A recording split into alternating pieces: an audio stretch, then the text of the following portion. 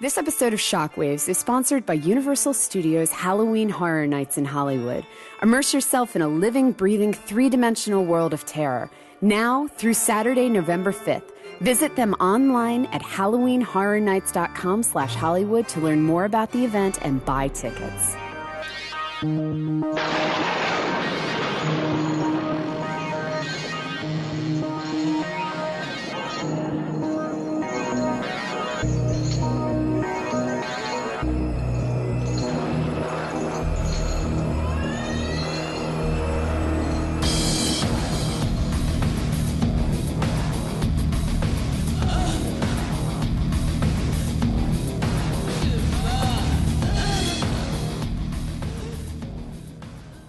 Okay, and welcome to episode number 20 of Shockwaves. Holy smokes. 20 episodes. 20, and not only awesome. that, we did 140 of Killer POV, which, by the way, we just received our Rondo Award for. They're sitting on the desk there. We've got Rondo's little visage staring at us. This is going to be This wasn't for the Bloodcast, right? No. No. Okay, They didn't win anything. Oh, they didn't win anything. This is Off to a good start. Ryan, you can kick him under the table. Neither did the movie crypt. Wait, this you is mean for this was Killer for POV. Adam Green or Joe? Nope, we What? won it. We won did this? on our own. Podcast Thanks war. to you guys. Thanks, Leanne Spider-Baby. So- You're out there. Wherever you are. Oh my Hang on a second. God. Elric, give me yours. No. Yours? No. Wait. Prezzo. It says Elric Kane. Almost got you. Almost a second. But so this is literally, I mean, thank you if you've been listening to Shockwaves, but if you are new to the show, we were Killer POV, and this is technically our 160th episode together, if you want to put it down like that. God, I've been staring at you people a long time. Very long time. And Ryan was in at least 4 of those anyway. That's right. He appeared a number of times, but also I there's some came really out 3 good content. times, so 3 awards. 3 awards. 3 awards, Oh. that's right. But there's Yeah, some really because of good you. content back there. I mean, there, in terms of interviews, there's some really cool Yeah, stuff. Somebody I'm- was I'm tweeting really this up week for it. about how they just discovered our Charlie Band episode and thought it was Yeah. so good. That was Oh awesome. man, we did. You know what? We did a video, and the one person I completely forgot to thank, which I will thank you now in our episode, is Patrick Bromley over at F This Movie. Yeah. Because he did a couple of lists, kind of showcasing our best episodes, and a lot of people came to us through that. So thank you, Patrick. But anyway, in case you're wondering who the hell we are, I'm Rob Galluzzo from Blumhouse.com. Boy, that's going to be very relevant shortly. Sitting with me is Elric Kane. Deep in the horror end of whatever. You know what you forgot to do? Deep in the annals. That of does horror. not sound better than sex tonight. we planned it, but you already screwed up. We listened to the Shockwaves soundtrack the other day, and it says the deep end of horror in German. Oh, on the that's right. back. And I was gonna, So you were supposed I'm to gonna try memorize. to. Okay, by next week I'm gonna have it in German. You have to He's memorize smart. it. He's going to say, like, I love ducks, and that's going to be Ich it. bin ein Rathaus. So close. It felt really weird playing that at a really high volume while I was making dinner, and I had my windows open because I live in an apartment in which my neighbors can hear everything next door, every like little conversation. So when it starts lurching into the Nazi chanting, I'm like, I'm gonna turn this down. Oh, your neighbors think you're weird anyway. Come on. This is true. This is true. So our weird neighbor is Ryan Turek, if you didn't guess already. Hello. And Rebekah McKendry, Yeah, the I'm here editor-in-chief too. of our Yay. website. So welcome to episode 20. We've got a lot to talk about. Including last week being kind of controversial. It seemed like it was a polarizing episode. Some people said they love it. Some people are like, what the hell is Oh, this? really? I was really, Well, I think because the like- subject matter is so crazy. Well, I mean, you know what? That's what I like. Everyone, even if they didn't like the idea of doing one of these kind of things, tension, experience, whatever, then they said I was frustrated because I was tense listening to yeah, it. it's intriguing. Oh, Which yeah, I thought was yeah. exciting. And as much as people were trying to turn the Ryan Nipple incident into a thing, there was a dude on Twitter that's like, loves it. man, you gotta be comfortable with your manhood to admit to right. something like that. I was like, all right. But the Very fact much that he's so. doing it to us right now is weird. there comes a time. Ryan, get off the floor, man. Come on. Well, doing it with That's Bekah would just be like completely inappropriate. now. That's That is so wrong. We're in an office. That's a mom, dude. That's a mom. I'm all in on this, guys. Do it. like that makes a difference. It got weird, guys. Sorry, Bekah. I'm a mom. As a mom, I don't you're think off about limits. those things anymore. Well, all right. So Neither does your husband. Oh, Jesus. Thanks, guys. Okay. So anyway, Beyondfest, Universal, we all did a lot this week Yeah, that didn't lot. involve nipples, Wow, right? that's a lot of changing topics. yeah. So, Halloween. Halloween. Yeah, let's talk about We're well into October. Happy October. Yeah. well into the thick of it. And obviously, you probably noticed last few episodes have had ads for Universal Horror Nights, which takes place both here in Hollywood and in Florida. Although there's also a Singapore location. I'd like to. I want to know what Horror Nights is like over there.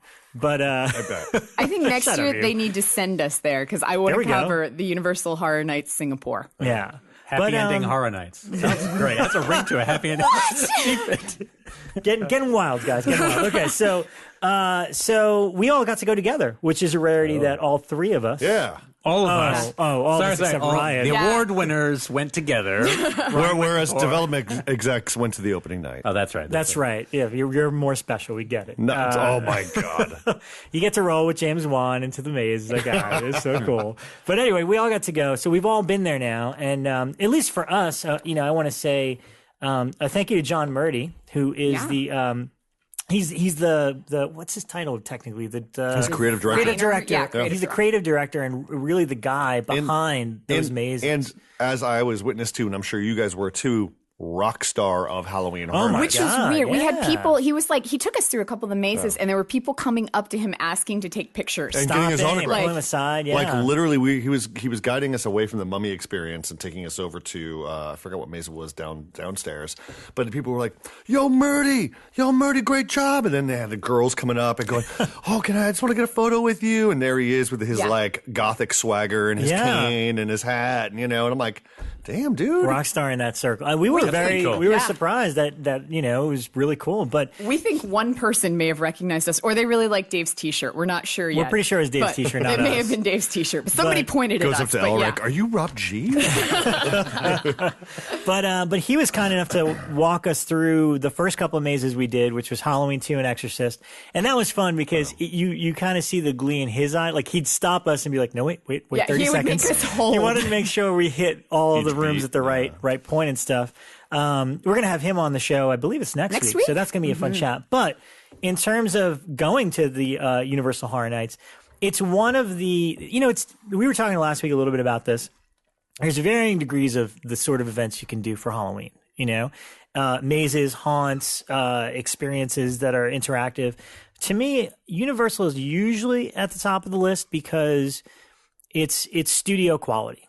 Well, it's IPs. It's they are licensing these movies that we grew up loving and getting to really play in those worlds and give us a taste of that. That's not to take away from anything that any other ones do because, for example, I like Knott's because they primarily are very homegrown and do their own version of these different kind of horror legends and stuff. But that's what's impressive, and that's usually why I try my best to make it to Universal every year because I know I'm going to see something top quality. Yeah.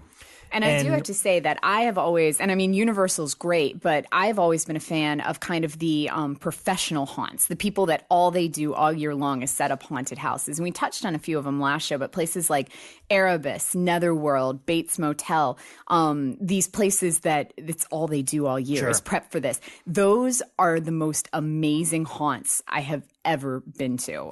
So yeah, just if you have one of those near you, I can't recommend enough checking them out. The people who create those are just passionate about them. Well, it was interesting too to see how they freshen up the IPs that they played with before. Walking Dead is now a permanent fixture there, so you don't have to worry about, oh my God, I gotta say. I mean, like, granted, you have to stand in line. Front of the line pass being a mandatory thing before you experience. Oh my gosh, that's what we recommend. You gotta buy front of line pass. I mean, there's still probably going to be a wait, but it's going to move. When we walked right in. It was like a 1 minute or 2 minutes was the longest. We waited. It's a Thursday, so it's a little quieter. We waited longer for the Simpsons ride than we did for any of the haunts. Yeah, that's true. Which is an amazing way to experience. But it was interesting to see, like for Halloween, it was like, well, how do we freshen up the Halloween maze? Well, we do part 2. We do Halloween 2, and Haddonfield Memorial. You actually get to walk through the pumpkin of the opening sequence. You get to smell pumpkin spice. It's like that stuff is so refreshing. I have to say that Krampus wins hands down as best production design. Like the best design, beautifully made, like just very specific detail. Not the scariest, but I wanted to live in it. Yes. I wanted to just walk through and look at everything. It was so cool. Less scares, I think, because it's also set in more light. There's a lot more light in that one. But Halloween 2 was one. I mean, that's one of my favorite of all. I couldn't believe how awesome that was. Exorcist. I liked Exorcist was the scariest one. They're the two best. Both had great jumps. Halloween 2. Well, mainly, Halloween 2. and I wrote about Halloween 2 on the website. It's just because I love that sequel. It's one of my favorites of the franchise. So being able to go through it scene by scene, pretty much, is amazing. The other thing you have to keep in mind is Universal is one of the ones that goes out of their way, as Ryan said, with smells and just kind of like temperature changes. So The Exorcist, for example, which was awesome, but I never until that night thought of what the house in The Exorcist must smell like. And it smelled pretty gnarly, and it smelled like vomit. But not as bad as Chainsaw. Yeah, the Chainsaw one was putrid. Rancid. Let me tell you, you go into Chainsaw Blood Brothers, which was kind of a takeoff of Texas Chainsaw 2, and you start out with the barbecue smell, which is okay, but there is one room with a corpse that I don't know what a dead body smells like, but I'm pretty sure it was that, because it was that's gnarly. Gnarly. Really gnarly. Well, what I was going to say about Exorcist is what's cool about it is it wasn't a traditional maze. Like, with the mazes that you go through a narrative, and here you go through a narrative, but you're going in a cycle. It's the same room. It's the same room. And you're just going through the progression. It felt like a studio tour behind the scenes of the actual Exorcist. Yeah. Like, now you're going to that scene. Right, you're going to different progression. You're going through the progression of her possession. But what was fun is that we went through the power of Christ compels you moment where Reagan's levitating off the bed. We've got the big group, and we just couldn't help ourselves. We were just stood around the bed, and we were going, the power of Christ compels you. Meanwhile, Father who was it? Marin? Father Marin's standing next to us, and he's like doing the arm wave, and throwing the holy water. I thought he was a robot. Like, I thought he was So I'm going, the power of Christ compels you. And then all of a sudden he turns and he's like, you guys are doing really good. And we're like, we all ran out of the room, but it was a blast. I have to say, one of my favorite parts of the night, even though that it was definitely, I mean, the mazes are amazing, but we went to the Jabberwocky dance troupe because Jabberwockies, because I was covering it for the website. That was your favorite part, huh? No, my favorite part was their reaction. Ryan, okay, can you describe, because I didn't know what the hell it was. Describe what it is. It's a dance troupe. Okay, so describe how you got us to go in. Well, I'm I heard covering this it is for 10 the minutes, website. and let's just go in at the end of the night. Yeah, I heard it was brisk, and I wanted to cover it for the website, so I was like, let's just go in at the end of the night, guys. There's like an 11:15 show right as we're getting ready to leave. We'll just pop on in. And all I knew is that it was a dance troupe. I had seen them on America's Got Talent or one of the shows, and that they wore white masks, and that it was kind of like a hip-hoppy, dubsteppy thing. This is how she sold us. So I was like, okay, guys, well, I want to cover it for the website anyway because I want the full inclusive experience of the park. So we're going to go in, and it starts, and they start dancing, and then they start doing all this kind of like meditative poetry and spoken word. Poetry. And then I look over, and Rob and Elric's faces are just like... Can I tell you Not a fan of spoken word, can I tell you my review? As soon as it was over and the lights went up and we were walking out, I was like, I have a 3-word review for you. Yeah, I'm 40. Not for me. So I do have to say, if I had been younger, I would have been like, man, that totally spoke to me. And it was fun to watch. There were definitely fun parts to watch. If I was recommending someone to do it, though, I would do it at the start of the night to have fun, get out of the way. It's got some energy. But don't do it at the end. If that's your last memory, I forgot all the mazes by the end. I looked at her and I said, you wiped my memory. They were, on the way out, they kept giving me shit. They were like, I can't believe you made us do this last. And I was like, I know. But that's not to take away from the mazes at all, which were spectacular. Yeah, they were really well done. Even Freddy vs. Jason, it had some really fun moments where they would both lunge at you from different endings, and it was cool. And let's not forget the Purge walkthrough experiences. Yeah, that was a lot of fun. Are we allowed to talk about my favorite aspect of the Purge walkthrough? Was it the like go-go dancers? The person in this room right now. Oh yeah. Can I reveal his identity? I think so. Our social media guy on Blumhouse.com, John Humphrey, is one of the Purge people when you're at Universal. Yeah, just because he loves it so much, he keeps doing it. And every year. We were so inspired by it. Like, he was skipping around and running after people, and we were just like, how does he do this all I was like, maybe 20 years ago I would have the energy, I'm but exhausted right now. Well, we also left out American Horror Story, which was having its first kind of a maze debut, and it took you through... You went through Hotel and Murder House and Freak Show. Yeah. And I was kind of sad because they missed my two favorite, Asylum and Coven. And Asylum could get its own one. Yeah. Like, Asylum is such a no-brainer. Coven. Yeah. I think so. Yeah, well, I don't know. I think Asylum, though, that you've got a great location. And Nazis and stuff. I mean, that's just crazy. Right. Shockwave should have one. The real Shockwave. That would be a... Well, every year when I was at Shock, I used to do... Halloween Horror Nights mazes you'll never see, and it was like the Last House on the Left experience, and then what what do they call it? The Mad World of Lucio Fulci, where you just like walk through different experiences. My favorite was Ghoulies. I wanted you wanted to do Ghoulies versus Critters. Yeah, Ghoulies versus Critters. Because I mean, and then you have to get through the toilet. Well, we have a couple of recommendations that we'll throw at Mr. Murdy. I think we were trying the whole night. We're like, we're going to pitch Murdy our terrible ideas, and he's going to love them, and he's going to be like, Universal owns that, and we're going to be like, yeah, you guys are doing it next year. So yeah, that was fun. If you're anywhere near one of the parks, I'd recommend doing it. Yeah, definitely front of line though. Yeah, front of line's the way to go. No question. Yeah. Also taking place in town here is Beyondfest. Mm-hmm. I've only hit one thing so far. So who's made it over to Beyondfest? I went to one thing. Yeah, which was? Yeah. Go ahead. I went to Beyond the Wall. Oh, okay. Which I wanted to see because a lot of the stuff that they do are like retrospective screenings, which are awesome because everybody needs to see street trash on this big screen and Neon Maniacs and movies like that. But I really wanted to check out some of the newer stuff. So on Monday night, I went to see Beyond the Wall, which is a French miniseries. And they showed all 3 episodes, and it is about a girl who inherits a house from somebody that she's never heard of.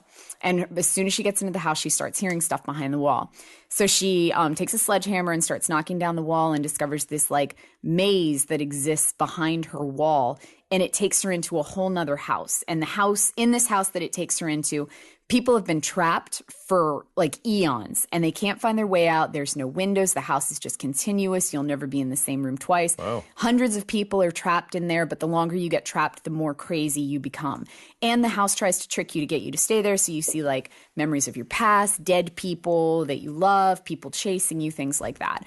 And it's all about her trying to get back out. Yeah, so. Everett McGill's really good in it. He wears a full gimp suit in one scene. I got all excited. I was like, Everett McGill! No. It's really sweet. Like Spencer, even at the opening, he was like, I cried.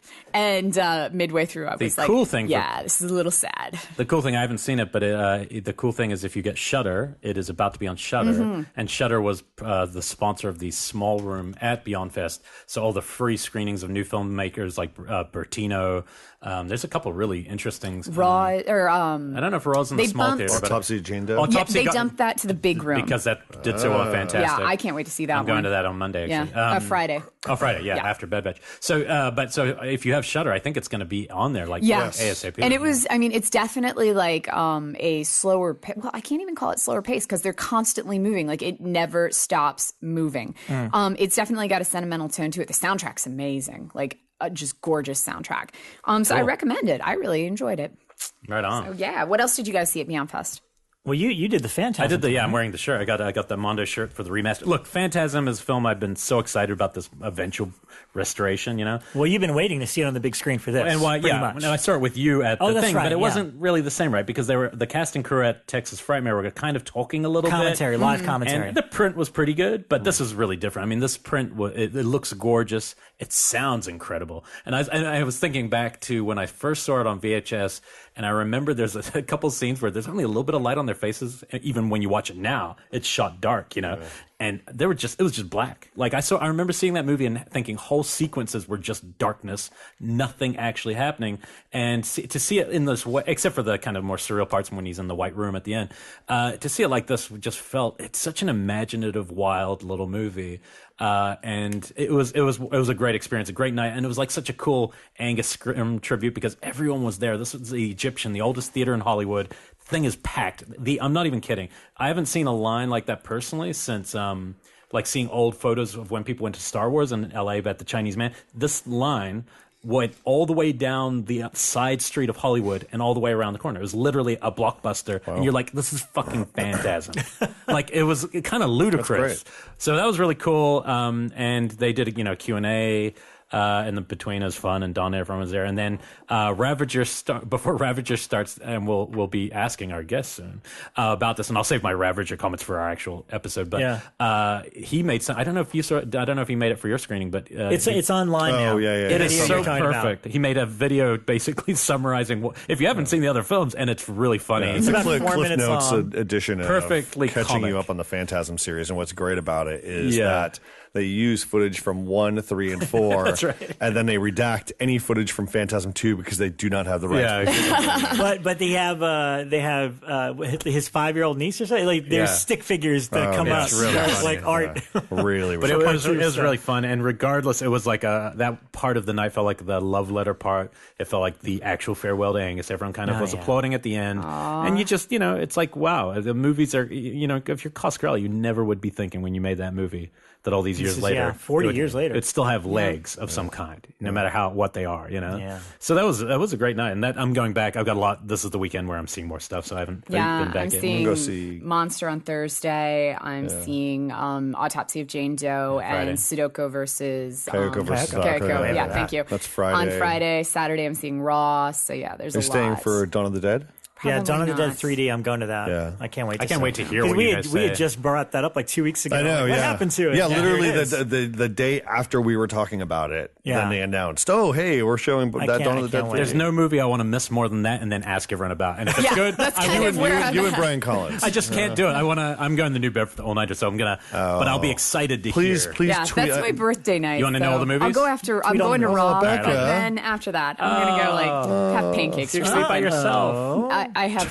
You're going to be by yourself. Why should I you have be by children. yourself? I have a husband and children With your that wake me up angry at 5 a.m. Sad He's children. angry.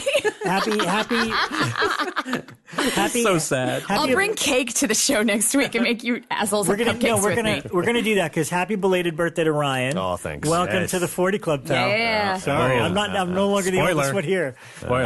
And Becca's birthday's coming up this weekend. Yeah. 41. I That's am not not. bad either. I am not 40, but I have a year or two. We'll try to celebrate next week. Yeah.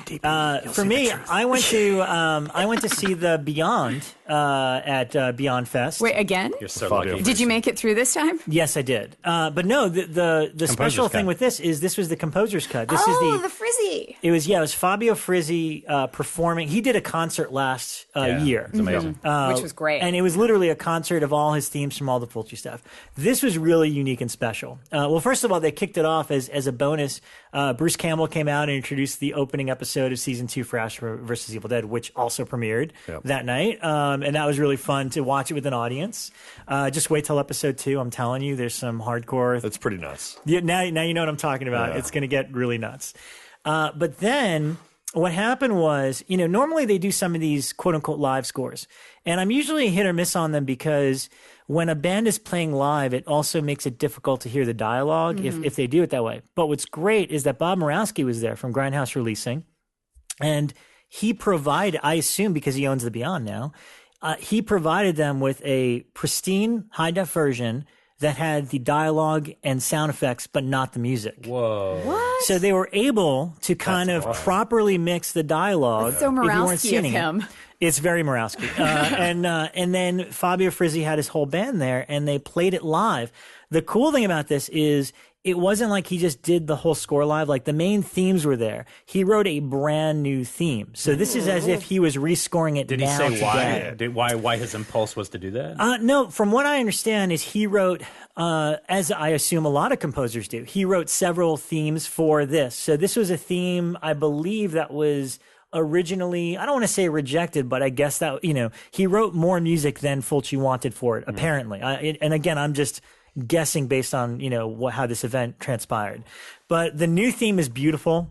And, honestly, normally I have trouble following Fulci movies. For whatever reason, this was the best time I've ever seen The Beyond. Yeah. Wow. And I don't know if it was just a He's like a live. live component actually brought clarity to Yeah, it. you suddenly. No, like I get totally the whole can follow thing. it. He's like, I could see between the frames and understand the story. No, like literally, I was like, "Oh, that's the plumber. Oh, now that's the plumber's wife, and that's the plumber's wife daughter. Oh my god, I get this finally!" Like it was The unbelievable. little red-haired girl with the acid dumped on her. Yeah, so I was like, "Oh, but she's related to that." Okay, got it. Well, next year when he comes to score Cat in the Brain, get prepared for a headache. And here's the thing: I would not be surprised at all if somebody's bound to release this on vinyl, like a composer's cut version of these themes. Death Waltz will probably do it. I'm surprised they didn't do it in advance of, bring it and be ready to drop it. But. And Murawski and his crew from Grindhouse Releasing were shooting it So I wouldn't be surprised. Weird. I wonder what else they could be. I don't know, but they also shot the performance last year. So I wouldn't be surprised if this ended up as a bonus feature on some Grindhouse release, or maybe a re-release of the Beyond with an alternate score. And straight up, if you haven't heard our Killer POV episode with Morawski, it's probably my number one. One of the best. It was definitely one of my favorites to hear and live. We should get him back on this one. Fantastic for sure. guy. Look him up if you don't know what he's been doing besides just his editing for Raimi. An Oscar award-winning. Yeah, great film mind. So that's it for Beyondfest. I'm jealous on that one, buddy. I got to say. Yeah. I own the. really great. I feel like I missed out now. I just rewatched really it cool. like a month before, so I was like, you know what? I don't need to see Beyond. And by the way, it was paired up with City of the Living Dead. So I should have just brought. I was gonna stay at least to catch the beginning of it. Here's the thing. Unfortunately, I love those guys, but they run a little bit late on everything. At the Egyptian. I missed Ryan's birthday because of them. Yeah, pretty much. Them. But no, the reason is because honestly, after I think Frizzi kind of improvised and said, "Yeah, I want to play a set now," so he actually stayed and played cool. some more themes on top of it. Much to Spencer was, Hickman was like pacing back and forth. I could see. I was like, "Oh man, they've only got this place probably till midnight." No, yeah, probably. Yeah. But it was super cool. It was. I really thought it was special. And I know, Ryan was saying, "Well, we saw him last year. This was different." And it was. I hadn't realized. I undersold it. I didn't realize that it was cool. I should have brought my folks. I should have brought my mom, who was in town. My folks were in town. I should have just been like, "Mom, Dad, we're going to the Beyond. We're going to go see the Beyond." Yeah, it was cool. We'll get blown. Has your dad seen the Beyond? He's seen a lot of horror. I'm right? sure he's seen it. Yeah. Like he probably saw it, at some drive-in at one point. Yeah. It's what have you seen? Well, it's October, so we've all been kind of doing our day-by-day Halloween horror kind of lineup, Yeah. Mm-hmm. And I'll work backwards. I rewatched The Howling last night. Let's get real. Real talk about The Howling. Real talk with Ryan Turek. So Howling, I haven't seen in a couple of years. I've always respected it. My dad introduced it to me on Laserdisc. I thought it was really cool because the werewolves were cool. I love the transformation. Watching it now at the age of 40, it is not Dante's best. No, it is really, if you look at his oeuvre, it is really early Dante. He's still trying to figure it out. Like he's still trying to figure out what he's about and who he is. And The Howling, it just, it's funny because we had like a mini debate on my Facebook page about it because somebody was like, I'll take The Howling over American Werewolf any day. And I'm like, I don't agree with that at all. Yeah. On pure filmmaking, on pure writing, on pure all of it, American Werewolf blows Howling out of the water. But even just as a film, The Howling just does it's got great promise, but the follow through doesn't work. It's really clunky. Well, and it's like Dante basically created almost like his own tone overall, like in the long run of his career. That's what I'm talking about. Between dark and funny, and it's perfectly melded. Yeah. But in this one, it's dark, then funny. Yes. Then dark, and funny. And even the funny, very different. Yeah, and even the funny doesn't work. No, like the dark stuff in that movie is fucking scary. Like the opening sequence, there's stuff in there. I think the opening and a little bit in the middle and the end, there's enough in there to make me still interested in this movie because like the opening stuff with the killer and the porn theater, all that stuff is really unsettling. But then when he tries to make it lighter, it's really hard to go light. Yeah, because like when Dee Wallace is watching the kind of snuff movie that's playing out in the Peep Show, you're like, this is really grim. This is really great. But I mean, granted, visually, there's a lot of interesting stuff that he plays with. But you're right; it's a tonal thing that he's trying to figure out.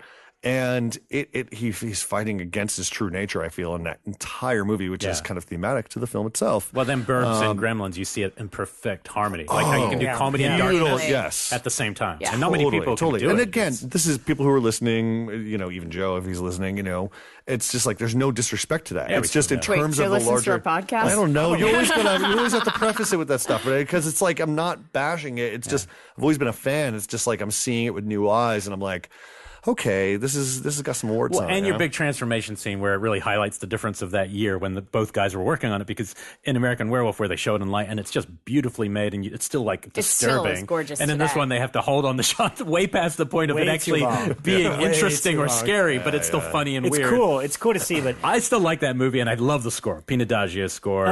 Score is great, but great. there's a little bit of weirdness in it. Yeah. Like there's it's funny because I listened to it on I have the record for it, and I listened to it and I'm like, where does that track come in? I don't remember that weirdo goofy track.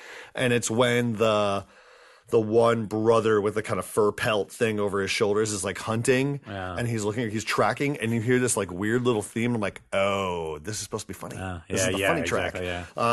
So I watched that. I did working backwards. I watched Elvira, Mistress of the Dark, which I always love. I will do the rap for you someday. Oh, thank you. And then Poltergeist 2, which is a mess in and of itself. Three. Three is you guys are way out of your minds. And then, three's where it's at. We'll get to something good, which is Sleepy Hollow. Cool. I watched that this week, too. I haven't seen Sleepy Hollow in a couple of years. First question, is that the last great Burton? I'm trying to think since that if there's been anything good. I think so, although I'm going to talk about the new movie. Wait, okay, Big Fish. Yeah, was that before or after? Big Fish is good. Big Fish is great. Sleepy Hollow is amazing. Sleepy Hollow is really solid. It's narratively speaking, it's a little all over the place, and it kind of gets a little murky, but as a pure atmosphere, cool, creepy Burton movie, it's like you couldn't have a better pairing. Andrew Kevin Walker on the script, Tim Burton, Kevin Yeager too on the story. The story. I remember reading the script for Sleepy Hollow like really early on, and I was like, this thing is dry. I have no idea how they're going to make this. And then you see what Tim Burton brought to it, but it's like there's a lot of Burton-esque stuff in there. There's some it's and just Walken with that. If anything, I actually would have loved to have seen them play with Christina Ricci's kind of witchcraft element a little bit more, heighten that. But it's a cool movie. Plus, like the beheadings, like the horror of it is so good. Well, it's also he was kind of playing to the Hammer horror aesthetic, so it plays. The blood looks a certain way, the bodies look a certain way. That's right before Sweeney Todd, right? And then he kind of did Sweeney. Yes. And Sweeney's got some great stuff too, but Sleepy Hollow is, and it's a great Halloween movie to watch. You're right, like a perfect. Oh, it's perfect. You got the pumpkins and all that stuff. Yeah, you know what? You're right. I'm actually going to back you and say that's probably the last great thing he's done. Yeah. I went and saw his new movie, which I can't even pronounce, Miss Peregrine's Home for Peculiar Children, which I just call Peculiar Children. And apparently it's based on a series of novels by Ransom Riggs. I actually really, really like this film, and again because Burton hasn't had the best track record in the last decade or whatever, but I love, I unapologetically love his first half of his career.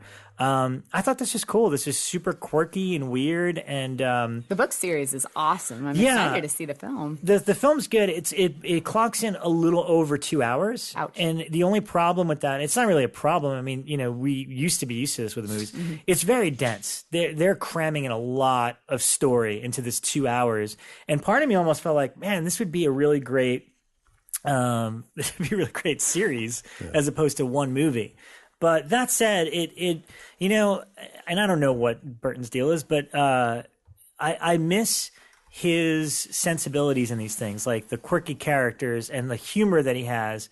I contributed to Birth Movies Death's issue of Tim Burton saying that Batman Returns is kind of like one of his most Tim Burton movies ever, and this definitely returns to that. It's not great, but I thought it was really, really good, and probably the most solid movie he's made since like Sleepy Hollow. Wow! So I really liked the new one, but my concern is the trailers always make it look like he works with way too much CGI these days, but I don't know. Yeah, no, I thought there was a good balance of it. There's some good kind of spooky, scary stuff in it.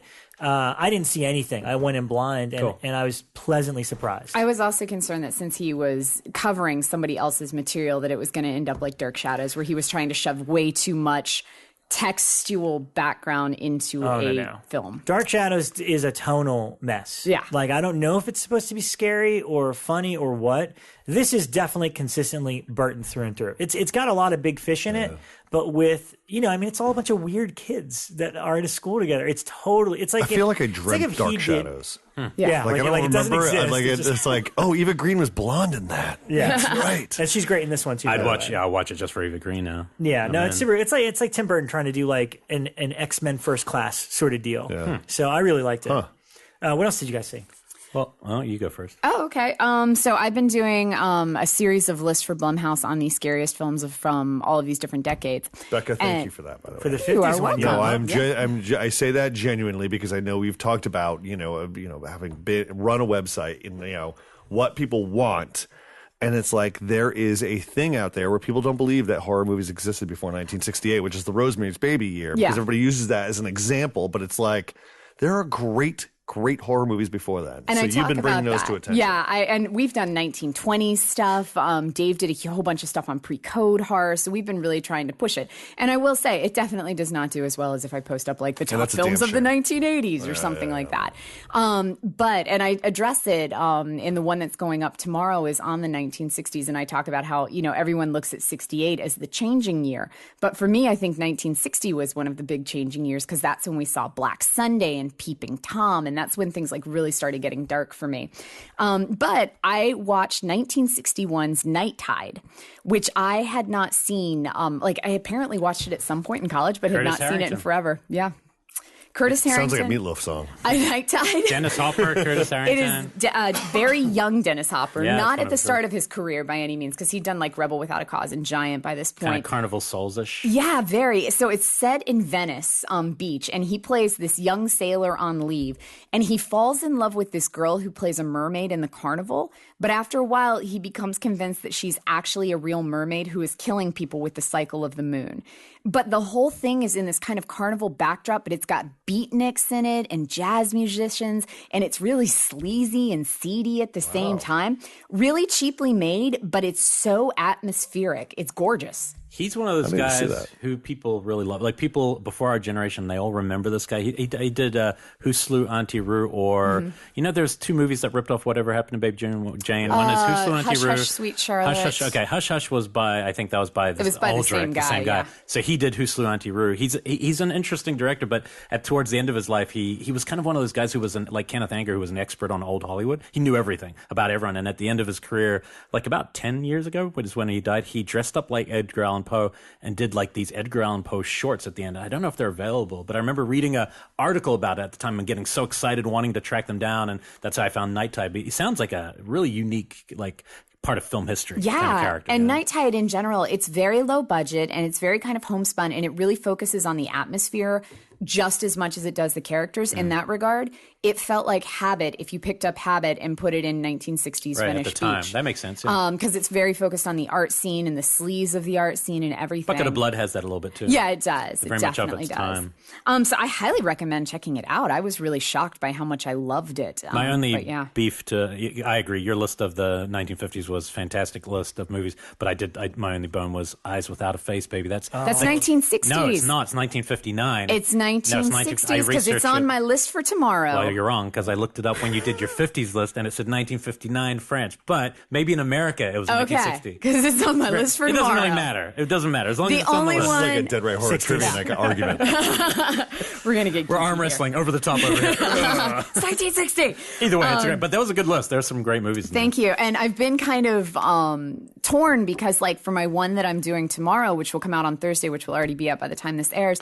So, like, the movies that scare me the most are not things like Rosemary's Baby, but I feel like I need to put Rosemary's Baby on there because it scares a lot of people. But, like, why can't I remember the name of it? Bunny Lane. Bunny Lane is missing. Bunny Lake. Bunny Lake, thank you, is missing. Scared the shit out of me when I first saw it. So, like, I want to put that on there, or Qui-Gon, or films like that. So, it's been... That's so subjective, what scares you. That's why your list is a little different, because you weren't just saying the best 10 films, you're saying what's scariest. Yes. And that's a little different. Completely. Yeah.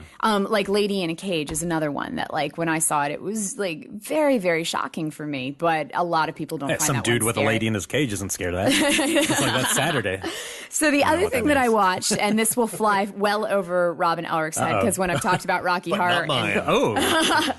Ryan might be with me, but when I've talked about Rocky Horror in past, you guys are like out completely. Yep. But I saw the Rocky Horror remake that's airing on Fox on October 20th. Oh, eyes glaze over. Guys, come on. Sullenly sits back in chair and drinks beer. It does not feel nearly as dangerous or sleazy as I know Fox doing that as the first one did. They definitely give the music an update, which in some songs it's kind of like, hey, this is kind of peppy. The girl who plays Columbia in it, I wrote down Anna Lee Ashford, is amazing. She was like one of the best parts of it for me.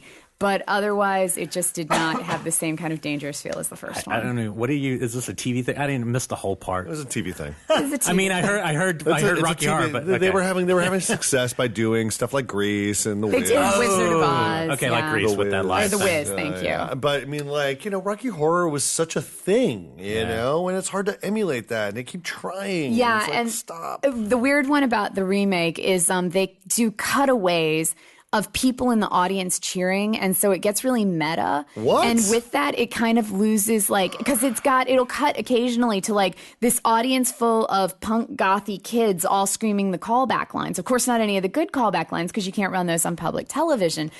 So it gets kind of meta. And whereas the first Rocky Horror had this feeling of dangerousness, like these two kids clearly plucked out of 1950s atomic films being dropped into this sexual situation. With this one, it was very much like, ooh, honey, look, goths. And it was just, it felt meta weird. means talking about it. So this sounds more like just bad, like breaking the fourth wall accidentally and showing a cheering fan. Involving it's kind of like, what's that, the shadow, what do they call it? Shadow cast? The shadow cast. That's what a Rocky Horror is a shadow cast. It's like, that's just not my bad. I guarantee that some younger generations will probably watch this, and it will capture people who will not have seen the original and who have go not listen been to Movie it. Crypt, guys. I'm 40. Oh my God. Don't do your shadow cast and listen. I'm 40. I hate cosplayers and shadow casting. I hate fun. Get off my lawn. I've threatened for the past 3 years on my birthday that I'm going to make you guys come with me to Rocky Horror. Yeah, it's like a year anniversary again, guys. Okay, here's I'm going to throw down when you turn 40. I'll go to that. That's like a couple of years from now.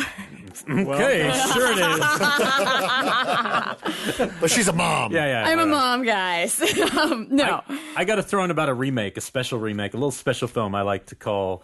I don't know who made this, who's responsible. I don't know if any studios backed into this at all. But the Martyrs remake is a movie that I bet a few of you are at least curious. I wonder if I should check that out. I'm curious. Some people are like, that film's intense, but maybe an American version would be more fun. This is actually, I'm going to go on record and say it might be the biggest misfire of any remake I've ever seen, because even Nightmare on Elm Street, even though it gets certain things just way wrong, there's certain atmospheric sequences in it. This film basically misses the entire idea, and the fact that Martyrs is a film that's all about an idea, not so much a story. It's about an actual idea, right? That you're going to reach this transcendent place through torture. People are going to try to find out about the afterlife, blah, blah, blah. In this film, it's the most vanilla fucking remake in the history of remakes. Basically, instead of de-skinning the person, spoiler, but never watch this fucking movie, so who cares? Spoiler, instead of skinning her, they take one little piece of skin off her back, and the rest she's wearing clothes at the fucking end. Her friend doesn't even die, the main character. So the whole point of this movie, to me, is that it's the original Martyrs and its power. Is that it's a fucking love story between these two girls, whether it's that kind of love or not. They care about each other deeply. It's about victimhood, right? And in that story, one of them, who starts the movie off and who can't stop seeing these monsters because of the abuse she suffered, kills herself. And it's really tragic. And you're at the halfway point of a movie and you're like, oh, fuck, what do we do now? And then you watch this other character achieve this transcendence. In this movie, that character, oh no, she lives. She got a little hurt, but she's okay. And then she goes downstairs, instead of a weird monster woman in a basement, right, who's all tortured that they let go, it's a little fucking pretty girl in a little dress. And they say, run away. And she runs down. And it's all shot really beautifully. And you're like, what the fuck were these people even thinking? And there's literally no reason for this thing to exist. And I'm not I'm a fan of the Evil Dead remake, so I'm not a hater on remakes. But if you miss the idea of the film so much, I was questioning, what is this movie? I don't know what you're trying to make. That's not hardcore. It's not hitting the controversial button. What if you ignore or pretend you've never seen the original? Does it work on that level? Okay, so obviously I just seen the original and this is all for a specific reason. But it's not a good. It wasn't at all enjoyable. Here's the thing, and the reason why I know this is I actually liked these directors, the film they just made before, which was the one on the road with Josh Duhamel, and he's on a street and he goes all crazy and he's stuck in the desert. I'll remember it's like Slow Burn or something like that. And it was, it wasn't my favorite movie, but it was kind of entertaining and wacky and stuff. This movie, I don't know, it's hard, actually, it's probably too hard for me to really say. Yes, somebody might enjoy this movie. Scenic Route. Scenic Route. Somebody might enjoy it if they hadn't. Yeah, Scenic Route. Somebody might enjoy it if they hadn't seen the original, but I don't think so because it's so vanilla and the stakes are so low. And it's got people like Toby Huss. They'll come in for like 2 scenes, totally wasted. And you're like, you're using this fucking great actor who walks in, does 2 lines. There's something about the original that I talked about last week that I have a whole new appreciation after this week of like really studying it, which I hadn't done before. And like I said, I saw it with Saw. I saw it between Saw 4 and 5. That's when it came out. Yeah. So it came out as one of those movies. It's a powerful fucking movie, and this thing is a real turd. And it just isn't fun at all. Don't hold back, Elric. Yeah. So miss that. Skip straight to 2 TV shows. I won't even talk about that. Exorcist is, to me, just getting better. It's wonderful. Love the second episode. I hope people are tuning. It's how many episodes? The third is amazing. How many are you going to see? I don't know. I thought I've only saw a listing for 5 or 6, but I think it is going to be. I hope it's more because it was really cool. So. Yeah. I'm really digging it, and I thought the pilot of Westworld was fucking rad. I haven't seen it yet. I love the Westworld movie, but I love the Westworld. I just want to throw in on Scream Queens. Scream Queens came back to Fox. Really? No. No. I cracked up at the first season. I'm not the only one, guys. I'm not the only one. Sam Zimmerman and Brian Cox are on Team Scream Queens. Get out of here. They're back. It's funny. I hated the pilot though. The pilot of the first one. I couldn't even get through the pilot of the first one either. Yeah. And they have a better villain this time. The Green Meanie. He's like a demon looking thing. You're not selling me. Let me have my guilty pleasure. Let me have my. Well, okay. So you asked me, would anyone like the Martyrs remake? He might like it based on some of that. That's where I throw my bloody neck. I'll drop American Horror Story. I'm still really into that. It's really good. It's progressing. I'm only a couple in. I'm still thinking. Have you heard this story that, I don't know if you guys floated this or if it's just out there, that episode 6, it all changes?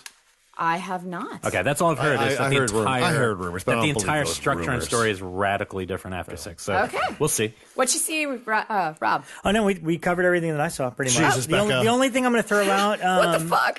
Well, no, I mean, as we were going along, that's how this works. The only thing I want to add to that, because there's a new, I think it's Arrow is putting out a new Blu-ray of Donnie Darko. Oh, cool. And I was just interviewed for the new documentary as a movie fan. Nice. I love the movie, but Film historian Rob G. Yeah, there you go. Well, that's your title. I don't know what I'm getting, but it is a Halloween movie. It takes place in October. Yep. And literally ends on Halloween. I had not seen this movie in a long time, and it still really holds up. And I really think it's a great film. The thing I wanted to point out this time is I actually watched the director's cut, which when that came out, I did not like at all. And that's basically the general consensus is everyone's like, why'd they do this director's cut with, all these extra rules of time travel and pages from the book. And actually the most jarring thing about the director's cut is all the musical choices are switched around.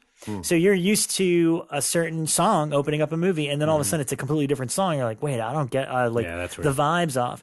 So I remember not really appreciating the director's cut, but with a lot of room between the last time I saw it, I just went straight to that version, and I actually kind of liked it, mainly because I wasn't comparing it to the last movie. And you have to remember, this movie came out literally a month after 9/11 happened, so it didn't get its cult following until another year later. 2002, became a cult hit. The director's cut came out in 2004.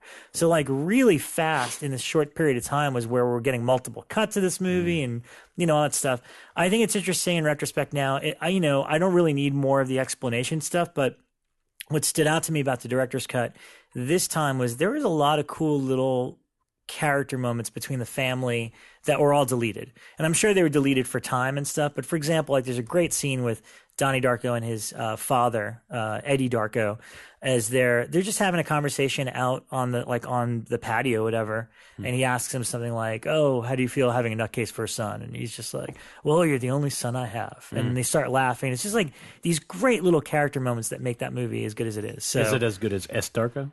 I've never seen the sequel. S. Darko is rough. I've heard it's bad. Yeah, I watched it. But speaking of the Martyrs room, it's like S. Darko misses everything that's great about the original completely. Yeah. I had disregarded the original because by the time I saw it had taken over Hot Topic, and I was like, oh, what's this?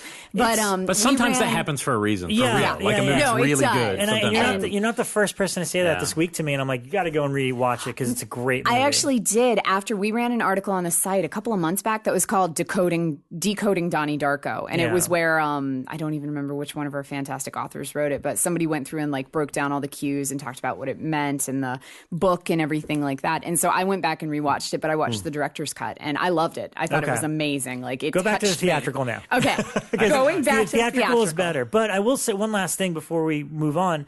The one thing that it made me realize going back to Donnie Darko is there's only one other movie that I've seen do it, and it did do it as successful. But speaking about Blair Witch, because Blair Witch was 99, that was the first viral sensation. Like, that was the movie that everybody went online and investigated. Donnie Darko is the only other movie that I could think of that did that. 2002, there was a huge thing with their website where you'd have to click around to find pages from the time travel, Roberta Sparrow's book. Because all my friends were really into it. Right. So there are all these clues and things that gave the backstory and revealed, like, you could find an article, a newspaper article on the website about the teacher that was played by Noah, whatever his name is. Noah Wiley, like, he dies in a car accident like 5 years later. There's a newspaper article of it. So that was the only other movie that I remember having a huge. Do people want that though? I don't. No, well this was for that one they did, and here's my point: the director's cut actually shot and incorporated stuff from the website into it. But I think that's one of the problems with Southland is that it has all this other things and comics and tie-ins. And I watch the movie and go, but Southland was like a really confusing mess. I know, but I think that's the problem. You have to make a movie, All righty. Well, that's the latest, and we're going to bring our guest on. Speaking of part fives, let's do it. It's no secret, we at Shockwaves are huge fans of horror, on film, on TV, and especially in person. Halloween Horror Nights at Universal Studios Hollywood brings together the sickest minds in horror to immerse guests in a living, breathing, three-dimensional world of terror. Now through November 5th, 2016, Halloween Horror Nights features a new slate of unrivaled film and television production quality mazes, frightful scare zones, and a fully reimagined terror tram experience, all uniquely themed to today's most definitive horror properties, like The Exorcist, American Horror Story, Halloween, Hell Comes to Haddonfield, Freddy vs. Jason, The Texas Chainsaw Massacre, Krampus, The Walking Dead, and The Purge election year. These mazes are scary as hell, and we will be telling you about each of them in graphic detail over the next few weeks. As Southern California's most extreme Halloween event, Halloween Horror Nights is designed to taunt, terrorize, and torment guests as they navigate the darkness from one frightening maze to another. Tickets are available for purchase at www.halloweenhorrornights.com/Hollywood, including a front-of-line ticket option that enables guests to enjoy priority access to each of the Halloween Horror Nights mazes and the Terror Tram, a theme park ride. Advance purchase is recommended as events nights will sell out. Halloween Horror Nights at Universal Studios Hollywood. Nobody does Halloween better. Visit HalloweenHorrorNights.com/Hollywood now for more info and to get your tickets.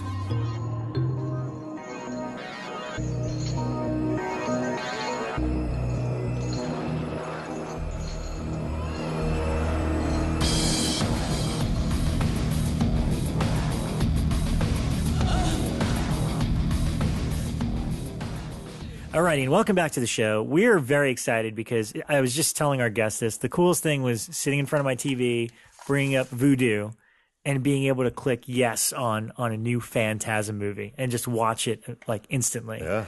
So right now, Phantasm, the 4K restoration of the original is out digitally. Not on Blu-ray yet, digitally, and it's going to be theatrical along with Phantasm Ravager, directed by our guest, David Hartman. Thank you. Hi. Thank you. Hey, guys. Welcome aboard. How are you, man? I'm on cloud nine right now. It's a long journey finally coming to a close. It really has. I mean, we've spent years, as most of you have heard on this. So I'm kind of at this point now, like where I'm talking to Don every day going, oh, hi, Don. And he's like, hey, what's up? It's like, nothing really. I've been calling you about 7 times a day for the last several years. So how long has this project been going on from like the very inkling of I want to do something to now? I mean, it's been several years, but there was time taken off in the middle, right. Which, I don't know if you guys want to go into this later, but it started out as like a web series. Yeah. Or not even that. It was just camera tests, and it was like 1080p was just available, and it was like, oh my god, that's only $10,000 for that camera. And I remember at the time, I was running, I think it was either at Dread Central or I was at Shock, but I remember we ran like a story that was just Reggie hanging out, what looked like Griffith Park, holding the gun, and it was like somebody just sent us an email saying, something in the phantasm world is afoot. And I was like, I remember that. And I was like, oh my God, what is it? And then, and I had heard about the web series developments. Yeah. Well, and we were trying to keep the whole thing secret. Good job with that. Well, yeah. And that was one of our biggest accomplishments. Right. That's how I saw movies as a kid, when I see a trailer in the movies and it's like, holy cow, I can't wait to see that. Right. Now it's a lot of hype. It's a lot of hype. And then you're like, oh, man, I've been reading about this. Oh, the trailer just got released. You guys still did a good job with it, though. Yeah. I feel like that there was enough, like, downtime and then kind of quiet. A lot of downtime. And you really, even on the production you kept side. the fans involved, which was really important for us. Well, that's who we made it for. Yeah. I'm a fan of the series ever since I was, like, 7. So, it's a dream come true for me. So, David, going back a little bit, my exposure to your work, because you're a fantastic artist in and of yourself. You have a couple of books you brought for us here. I remember being exposed to your artwork through Rob Zombie. Mm-hmm. You had done a lot of artwork for Rob, and I remember going to Rob Zombie's concerts and seeing your artwork on the shirt, and I was like, who is this guy? Wow. This stuff is really, really sweet. And then I would just kind of keep digging, and I think the one image that you had done was of the prophecy bear. It was a girl it was a girl coming out of a lake and crawling up onto a dock, and a prophecy bear standing there in the scene mist. I wish I saw. I know, and I was like, yo, if this guy is drawing prophecy bear artwork, I need to know who he is. So I just kept doing the deep dive into your website and seeing all your artwork and your depictions of Phantasm and Hellraiser and Jason and all of our, iconic horror villains. And then you were cool enough to do some artwork when I started Shock Till You Drop, you know? So it was great to see. And I think around that time, too, kind of take us back a little bit, but were you balancing the animation work? Or at the time when you and I were talking, were you just doing pure illustration? No, I'm still doing the whole animation thing. Right. I mean, not to go way far back, but, I've been drawing monsters. Oh, no, we want to go way far back. Okay, let's go all the way. So there was a small light. It was no, it's like I just been drawing monsters ever since I could hold a pencil. My parents would send me to, private art teachers, and they'd always say, he's either going to be a serial killer or he's going to make money in Hollywood. It's going to be one of the two. And were you out here, or were you growing up in Burbank or something like that? No, I'm from Ohio. Okay. So I was in Columbus. Total Midwest kid growing up, Halloween really meant something there, So totally was immersed in that world, but, and I went to art school in college. I never wanted to get into animation. I was like, I don't want to be a clone. I want to draw a mouse over and over again. And one of my friends is like, oh, I can hook you up with this job in animation. I'm like, I don't know. It's like, well, just talk to them. They call me up. I'm like, oh, wait, you'll pay me how much?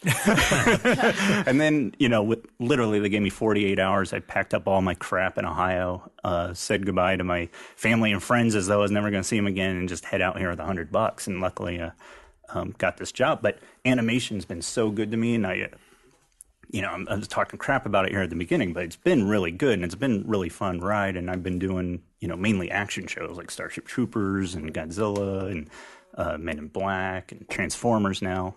But always I'm drawing monsters on the side, and even the whole Rob Zombie thing, if you want me to tell the story, he just like one day I just get this email and it says, hey, I really love your art. Would you like to collaborate with something, Rob Z? And I thought it was one of my friends, screwing with me. So I'm just like, hey, here's my phone number. If this is really Rob, give me a call. Within like 10 seconds, it's like, hey, is this Rob? He's like, yeah. Like, oh, man. And we just talked for hours, and I really love working with Rob. I mean, getting to do these animated music videos for American Witch and Lords of Salem and stuff like that. And I was a fan of his music, back in Ohio and stuff. So, now seeing your artwork playing behind the band while they're playing, You know, and I went to one of the concerts, you know, and I'm in my 40s now. I've got all this gray hair sitting there, and there's these 20-year-old, you know, millennial punks in front of me having fun. And one guy comes up with a T-shirt, and he kind of pushes me out of the way to tell his buddy, like, "Hey, look, this is my favorite artist on there." And I just, you know, and it was just, I didn't say anything, but it was just so cool to be like, that kid pushed me out of the way. He doesn't care about me at all. Out of the way for you. Exactly. It's almost a Back to the Future movie. Yeah, it was like the biggest compliment. Yeah. He just like shoved me out of the way to talk about my art. Well, you could find American Witch and the Lords of Salem music videos on YouTube. Yeah. They're still readily available. Favorite zombie film? My favorite? Well, Personal. Gosh, that's tough because there's some. Oh shit. Because right now it's between Fulci and Return of the Living Dead. I'm probably gonna say Return of the Living Dead. No, Rob Zombie movie. Yeah, favorite Rob Zombie. Yeah. You gotta clarify, man. Well, you said zombie. I just Zombie thought, is broad. I forgot we were on the topic. I took a risk. I'm House of a Thousand Corpses. Oh, Really? Cool, yeah. Really? Okay. That's interesting. For most, it's Devil's Rejects, but Lords of I Salem. go Lords of Salem. We like Lords, both of us. Yeah, and I rewatched both House and Lords, and the stuff that I like about it, it makes sense looking at your art. House is like It's the way it was colorful shot is gorgeous, and the way it was like kind of put together. Yeah, it's got this Suspiria or Mario Bava like lighting throughout it, and I just love it. And you know, freaky. The Dr. Satan or whatever, just these freaky characters and stuff. Yeah. I really got into that. But Devil's Rejects did a lot for me because I did a comic with Rob for that. Wow. And it won like the Spectrum Illustration Award, which was great, which is hilarious. You know, it's like in this fine art book and it's Devil's Rejects. You know? I have that book. I have the whole Spectrum series going back like 10 years. I love it. It was them. number 13, I think. Oh my gosh, that's awesome. Wait, but we jumped the gun because we didn't get the question because why are you drawing these monsters? Yeah, because what were the movies that stood out to you as a kid? Because I know for me, like as soon as I saw, as a very young impressionable kid, as soon as I saw the Universal monsters, they didn't scare me. I wanted to try to draw them. Like immediately, I was like, oh, that's so cool. So, what made you pick up the pencil? I had parents. I love them so much. They're the greatest people. You know, I know they were collectors. Like collectibles, you know, my dad would be in baseball cards and he'd start a business and you know, he was really into sci-fi and I think it kind of pushed me into horror to find my own thing, but where I'd still relating to my dad, but they would take me to movies at least twice a week. Like, you know, started with the drive-ins and then I worked for my dad up into my 20s where we just at lunch every day go see a movie and it was awesome. And most of it's genre stuff, you know. My greatest memories are RoboCop with my dad or Aliens with my dad, you know.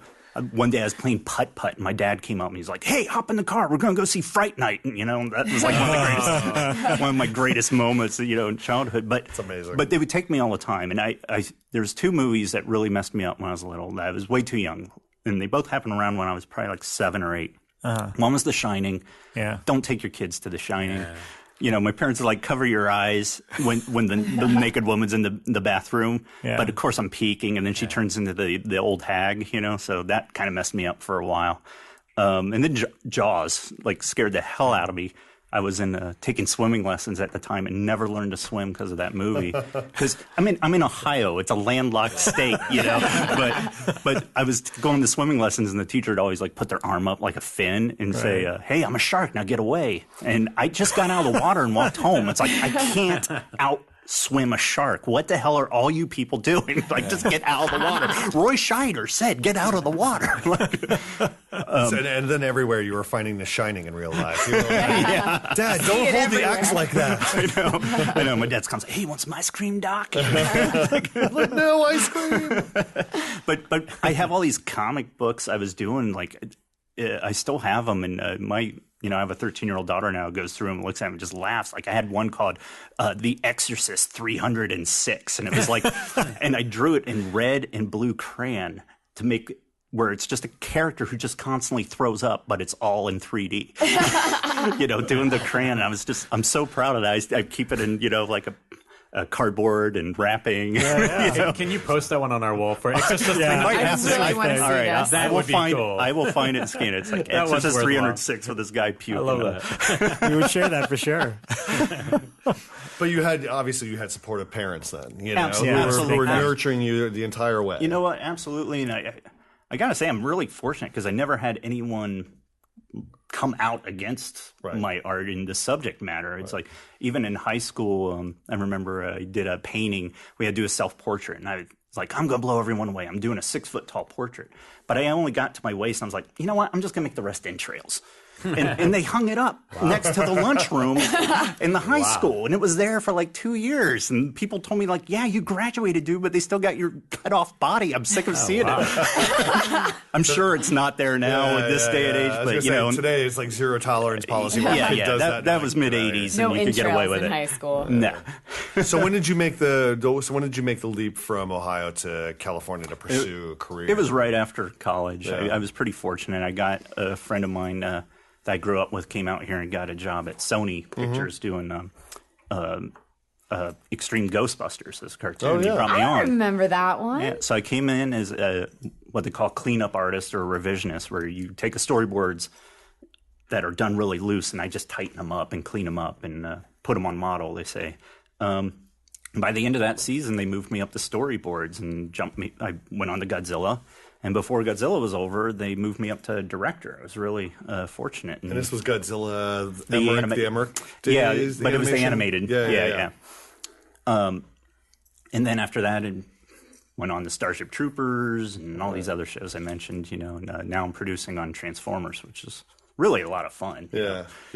And for you, I mean, how did the animation skills and working in the studio system, so to speak, help refine your voice and who you were and what you wanted to do ultimately? Well, I mean, it made me a stronger director in that, you know, it's very visual, I think, where I come from. I start with a blank piece of paper, you know, and, you know, you're constantly referring to the 5 C's of cinematography and all these books and, you know, and comics and everything else.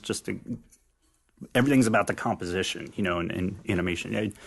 You know, a lot of the shows I mentioned, I feel like, you know, I want to say we had some depth in there with the characters. We still have to give them acting, but it's primarily a visual medium, you know. So, you know, I think that helps me a lot. And I brought a lot of that into Phantasm as well. Yeah. And, you know, because I storyboard absolutely every single shot and, you know. Well, what about the one element you can't control? Did it take you a while to get along to working with actors because you can draw them and then you're in control? As soon as, like Hitchcock at some point. Yeah, no, it is a different world, totally. I mean, I've been making short films, like horror films. I literally have thousands. I've been making them since I was like 13 years old, and I think that's why Don gravitated towards me in the first place because we became friends. I helped him on Bubba Hotep, just doing some effects work. Which I had no idea how to do effects work. Don's just like, hey, can you do wire removal? I'm like, hell yeah, I can do wire removal. Go home, Google wire removal. What After Effects? Didn't Don at the screening say you did the effect with the words coming out of the... Oh, yeah. Dog Dick of Anubis. Yeah, that's pretty cool.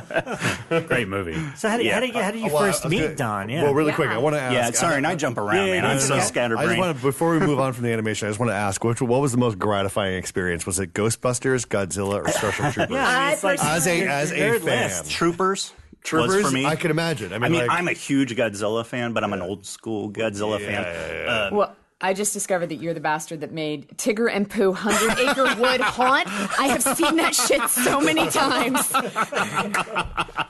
I knew that. Here goes Mom Bekah. I know. You know what? I got to tell you, Winnie the Pooh, like, people have made fun of me for that. At the same time as when I was at the height of doing my Rob Zombie work. Really? I was doing Winnie the Pooh, and it really keeps you grounded. But I got some really... Please tell me there's a fan film of Winnie the Pooh singing Rob Zombie. I'm going to actually tell.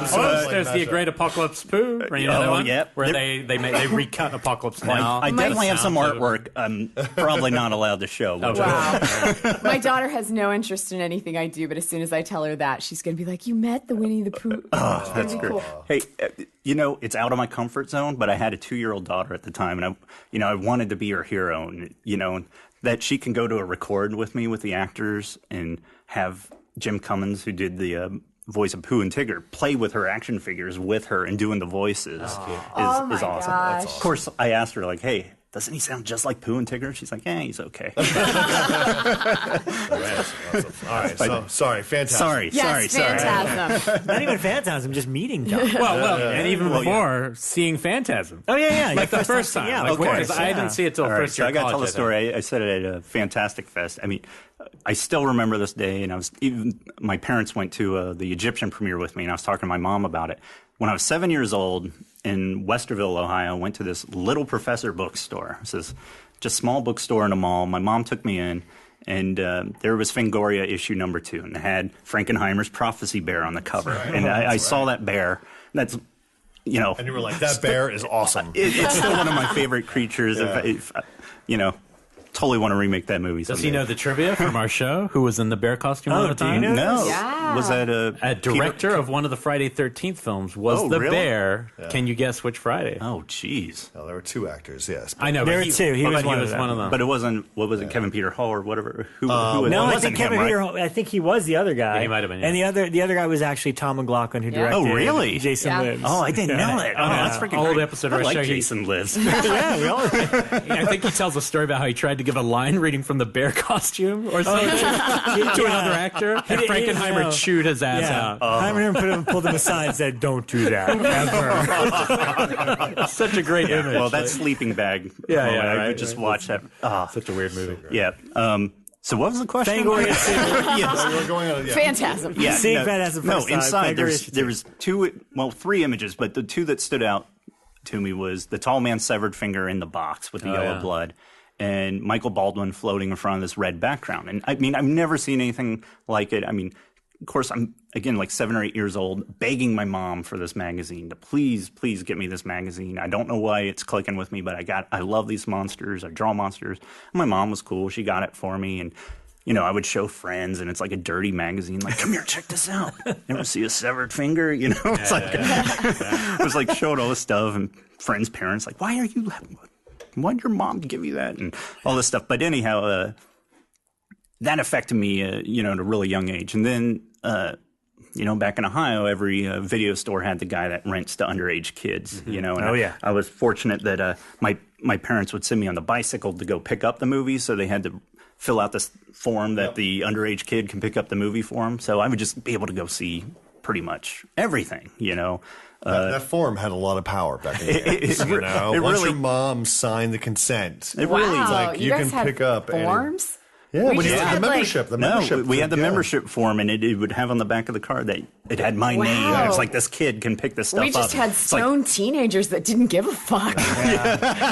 Jeez. Well, we were as kids, we broke into our video school. It was a whole heist. But it made me feel really professional. It's like, no, check the back of the card, buddy. It's like, I'm taking Hellraiser with me. Yeah. My dad does want gore girls and faces of death too. I'm sorry. How old was this rental though? Like, so you're 7 when you saw the picture. But I had to be around 12 or 13. Oh, so there was a long period before you got to see the film. Absolutely, yeah. That's healthy. But it really was, relating at that age, because that's the age of Michael Baldwin, during that movie. We talk about entry horror sometimes in like The Gate and movies that are like perfect. I think Phantasm, even though it has a couple of the nudity stuff, it feels like almost the perfect, like it would just mess your brain up. Yeah. That was like the first horror. If you're 10 years old, I can't even imagine what you would Especially think. for an adolescent boy, and if you had brothers and stuff, you kind of all done that sneaking around, checking him out. What's he doing with the girl? That kind of stuff. Yeah.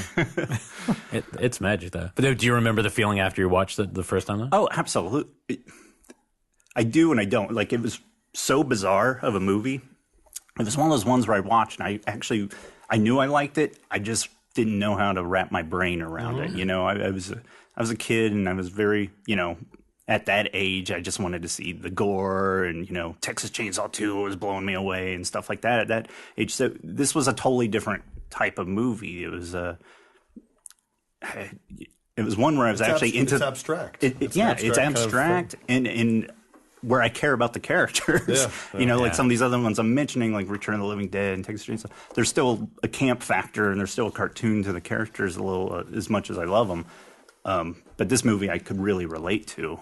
What was your, as you got older and as the series went on, had you been, as voracious? Did you have as voracious an appetite to dig into each entry as it came on? Or, I did. You know, I was telling Don this the other day. It's like those movies aged and are really a sign of their era. Their part 2 had a lot more action. It's a little cleaner budget, and that's what I was after at the time part 2 was out, you know. And then part 3 came out, and it had a little more of the 90s comedy and stuff in it, but you know, there was still this fun factor. And then, you know, part 4 came out and started getting the more little existentialism and stuff like that. And you know, and I was starting to get older and thinking when I watch movies now, you know.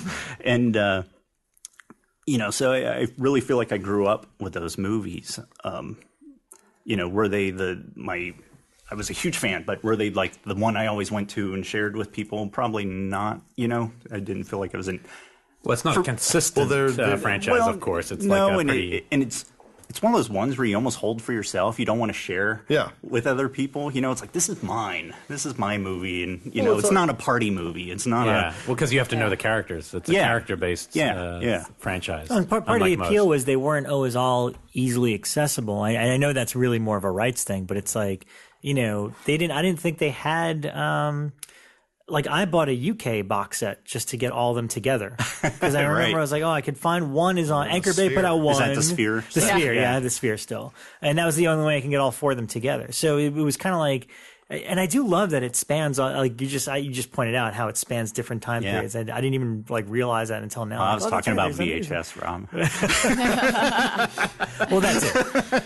But when it was it said $90 on the box, you know, retail $99 to rent. Yeah, to rent it. Did you find yourself identifying with different characters the older you got? Like if you start with the kid and then you move along? Or? Not really. I always identified with Mike. I mean, because he was the same age, except for the James LeGros you know, era. But, you know, as we went, I mean, we were all kind of the same age. So, or at least I related to his age. And for you, I mean, like, you know, Phantasm is certainly an interpretive film, but to you, what is the overall theme for you that stood out? Well, when making, and I'll put this directly towards part 5, because it ties into that. It does tie directly. Into it, You know, the first film for me, it's about that innocence of a little kid. You know, we all have this innocence and fear of death. You know, and Don talks about this when he was like 7 or 8 years old. He became aware of death, that we're all going to die someday, and he would think about that. You know, and that inspired him to make this movie. And I think most of the viewers were inspired by that too. You know, and how this went. You know, these kids' parents died. You know, and then by the end, is his brother dead? Is Reggie dead? You know, and with Phantasm 5, I wanted to bring some of that innocence back because, you know, by 2, 3, and 4, these characters have seen a lot of shit. And, you know, some of that innocence is gone. These guys are warriors now. And, you know, the best way was like Alzheimer's. Don and I were talking like Alzheimer's and dementia because, you know, we all had family members dealing with that at the time. And I remember, you know, some family members talking some crazy stuff and even thinking then, you know, it's like, wow, what if that's what they're seeing? You know, what if they're in some other reality? You know, their body's here, but their conscious mind is somewhere else. And, you know, Don and I would get really deep about this. And then, you know, and then we throw in giant spheres and cars with Gatling guns and all the macho fun shit guys do. The CUDA. Yeah, hell yeah. Yeah, no, I mean, I know we're jumping around a bit, but I mean, you just hit on that with I think that's what really hit me about the new movie. I really liked it a lot, but I think it was... Thank you.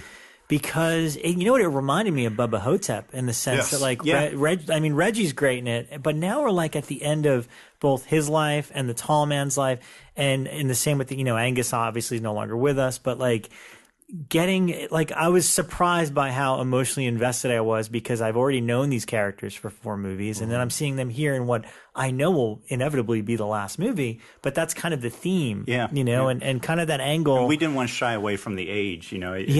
Dawn and I were talking, do you darken their hair up a little and try to play it off? It's like, no, it's been 18 years. You're not fooling anyone. We're all older. Let's you know, take it and run with it. And 18 years since 4?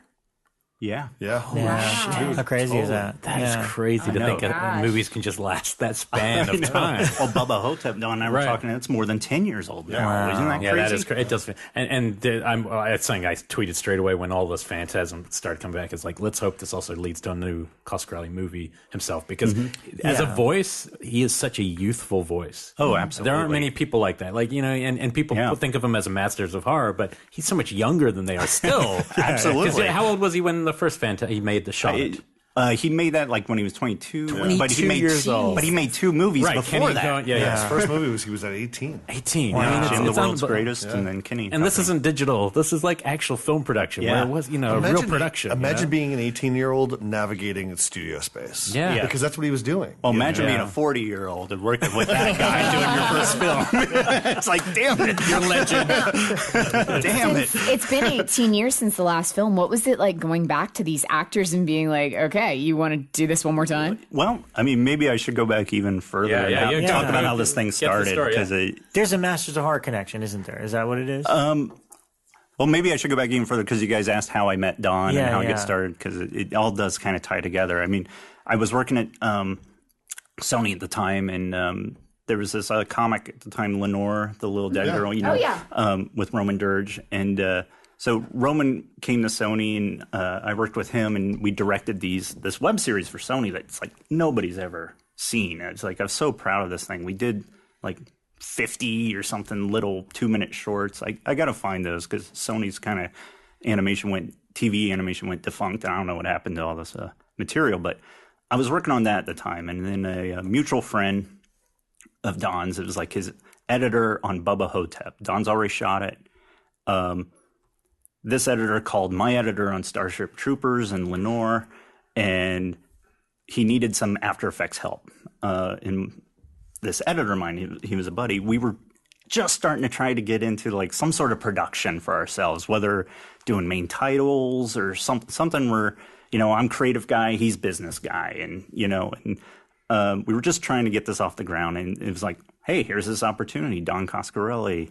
And we were just helping him with some minor little After Effects thing. And it was for the hieroglyphs for the Dog Dick of Anubis, but it wasn't a graphic. He just wanted a placeholder, at the time to put on there. And we're like, yeah, we can do it. And then Don came in and met with me, and I showed him a bunch of my art and pitched him a main title for Bubba Hotep, and I had this crazy thing I wanted to do, with hieroglyphs, but they were like music notes too, so it was like scenes of Elvis's life, but in hieroglyphs, and but it just got too unwieldy for what we wanted to do, and I wanted to do it practical, like let's carve it out of stone, it's like, and Don's like, it's not, this isn't how movies are made, so. From there, Don's like, hey, why don't you do some artwork for the Book of Souls, that Bruce Campbell's going to be looking through. So I did some of that, and we became good friends. And like I said earlier, he's like, hey, can you do wire removal? Hell yeah, we can do wire removal. So me and my buddy, his name is Michael Smith, we worked on it together, and Don gave us visual effects supervisors. We did pretty much all the visual effects stuff on that. And then Don had the Showtime Masters of Horror thing, and Don brought me in. I storyboarded a bunch of stuff. First day on the set, Don's like, hey, I need you to storyboard the rape scene. It's like my first day really on this set, just meeting people. I'm like, oh my God, it's so uncomfortable to draw. And I'm like coverage man, like I got like 30 different angles that I'm trying to pitch to Don. Like, oh, you could shoot here, you could shoot here, get the buttocks right here, But and from there, Don actually let me shoot some second unit stuff while we were there. Just some, there's this guy Moonface, and he jumps over this railing. It's a slow-mo shot with his billowing cape. So I got to, kind of do these shots, and never got credit for it because of the Canadian unions. I think they gave me production consultant, which was actually at the time was a cooler title anyhow. And then from there. I would send Don these little short films I'd make just every weekend. Here's another. And Don was like, he was loving these things. And I kept on telling him, like, hey, why don't you come out with me sometime? Like, let's just have fun. There's no execs. You don't have to show anybody this thing if you hate it when you're done. But it's just fun to go out and experiment and come up with new camera angles, come up with, just staying on top of your game, I guess. For me, it's just fun. I just love to visually create things. And Don was like, hell yeah, let's do it. This is going to be great. And he's like, hey, why don't I get Reggie and we'll do like a Phantasm thing? It's like, oh yeah, we could put on the DVD as an extra. What if that's an Easter egg? And I'm like, oh, this is going to be so cool. And in my mind, I'm just going along for the ride. Don's going to direct this thing. I'm just, instigating it because I just want to see more Phantasm, right? And maybe I'll get to be a grip or something cool. But Don wanted me to film this stuff. So we did our very first shoot, which became the scene in the cabin with the girl Dawn, where Reggie's playing the song and forgets her. So, I just kind of tried to, I wrote this little scene up, and it's very derivative of what we'd expect from Reggie, but playing now that he's a little bit older and he falls asleep, he's actually got the chance to get laid, but he sleeps through it, and then all the way up to the drilling of the ball. And that was actually Reggie and Gigi's house in their bedroom, so we sprayed their bedroom with blood. But that became our very first time. So every, we would do that. It's like, hey, let's go out another weekend, and it's like, hey, let's go out another weekend. And, after we'd done like 4 or 5 of these, we took time off. Don went to work on John Dies. I went to go do the show Transformers Prime. And, that was a good 2 years. And then we came back and, I was like, Don, what are we going to do with this stuff? We were going to do a web series, we should do something with it. And Don's like, hey, I've been thinking about it, and we're going to make part 5, but you're directing. And wow. I know, isn't it? Was that surreal? It was totally surreal, but I didn't get time to enjoy it, honestly. Just talking about it right now is geeking me out because I'm like, holy shit, I'm talking about myself? And if you didn't follow up, that footage could have been sitting there, maybe. Yeah, absolutely. We would have done something with it. Well, how much was there at that point? Like, did you have like 5 or 6 scenes worth, and then it's like, all right, I'll tell you. Most of it is on screen, and at the time, I'm kind of saying this to you guys, we made that so long ago. 1080p cameras just became available. We were actually going to shoot that scene on my 720p camera because it was readily available, but we're like, nah, let's really push it and see, because Don was already inkling John Dies at the end. It's like, hey, let's test some cameras, and see. And the red wasn't available or any of that yet. So we had this 720p, went to 1080p. So you can kind of tell that in the movie, unfortunately. But I think it works in the storytelling and the nonlinear kind of storytelling, where I try to treat it like a gritty indie film, handheld, and then once he wakes up in this other world, now I'm using dollies and more steady kind of shots. So we tried to work that into the story, but sorry, I totally lost track again what the question is. I just ramble forever. I'm reliving this moment right now. It's the process that's fascinating, because you could see it on the screen. I think I described it when I first saw it at Fantastic Fest as like most Phantasm movies, especially like even 3 and 4, there's a certain scrappy ambition to it, where it's like, we're going to maintain the kind of crazy narrative, dreamlike logic. We're going to, as long as thematically it's sound, then you've got a great Phantasm movie. Well, and that's, when we first put this thing together, like I said, they're just kind of vignettes, they're little scenes, and there wasn't an overall story. Originally it was just going to be about Reggie. Right.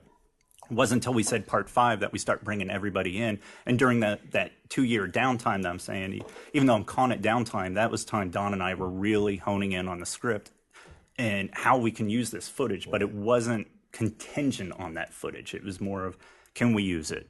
And that's when the Alzheimer's came in, and my favorite scenes in the movie are just Mike and Reggie in the park. Yeah. I'm really the most proud of those. Wait, scenes. What about Bad News About Your Horse? Come on. A great line in there. Yeah.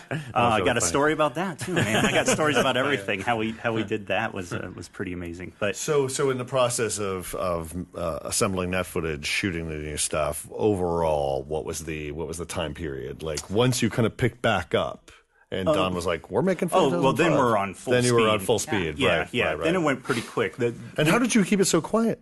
That's the other thing. It's like small crews. Yeah. you know, we're not advertising. We're not looking for people. We're not using agencies and stuff like that. But did you have to go out to get a budget for that and say we're making a new Phantasm film to raise a budget? No.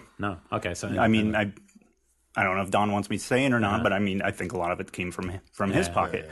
I'm not privy to where all of it comes from. But the thing is you know, it was quiet, but it's like I would film my short films. I don't want to downplay the movie, but it really was a bunch of friends going out and having a good time. You know, I'm getting to work with Michael Baldwin, this guy that I've been saying I've been looking up to and grew up with, and, you know, Reggie Bannister, this badass. And, you know, you bring these guys in, and then they're all guys that want to help. You know, everybody's moving cameras and resetting up lights. You know, I'm looking at these guys as huge movie stars. You know, these are A-listers in my world, but you know, everyone's working behind the camera to help get this thing going. And they all took me in with open arms, which I'm really surprised with. Being the outsider, I thought, you know, I was like, oh man, I'm setting myself up for some trouble here. Don's only directs his property. He's so tight with his properties. Now, is he there on set all the time? Oh, absolutely. Okay. Like just as a resource? I am a fan. Right. I knew fans were going to say the same thing. I wouldn't do anything without Don. Right. Don was always on set. We'd always bounce ideas off of each other. It's still his world, you know, but same with the actors. I bounce the lines off of them. I'm not one of those directors where you got to read every word I wrote exactly to a T. These guys have a very natural, like Reggie's a very natural rhythm and want a sincerity to this. So, you know, I just shoot a lot of coverage. So I have to ask, meeting Angus for the first time, talk about that. Oh, man. That was like the scariest moment of my life. See, Don and I wrote a few our beginning lines for him, which was essentially became this white room scene in the movie. We went to a cheesecake factory in Beverly Hills somewhere, and it was just Don, Angus, and I. And, you know, Angus, he's got this very stone-cold, stoic presence to him. He's, you know, not really showing a lot of emotion, you know. So I'm kind of like, you know, I don't know how this guy's going to read it. And, you know, and he reads it, does it in character out loud.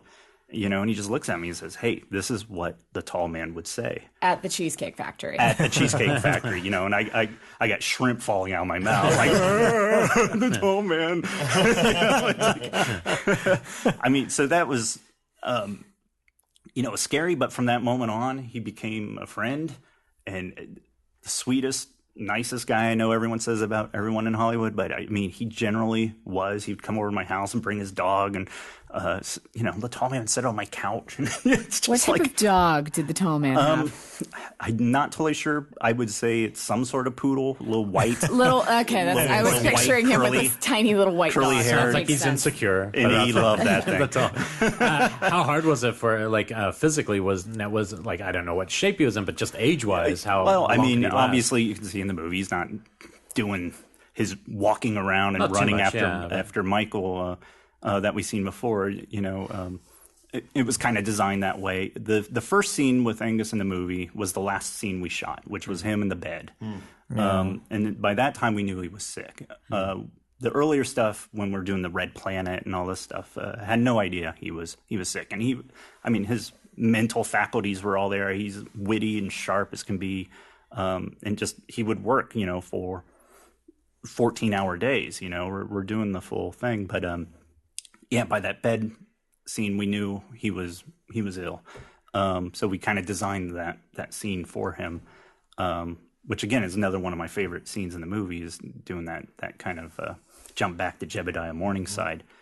But, you know, just so you guys know, I made sure Angus saw the movie. He needed to see. I had to have the tall man's approval. He actually got to see it. Tell the story. That was my favorite part of the Fantastic Fest. Wow, all right. Fun. Yeah, so, I mean, the biggest fan of the series, honestly, is Don Coscarelli. He loves this world he's created. And, you know, and we worked on this thing together. I would do the editing, but I would always run every edit by Don. We worked really tight on this thing together.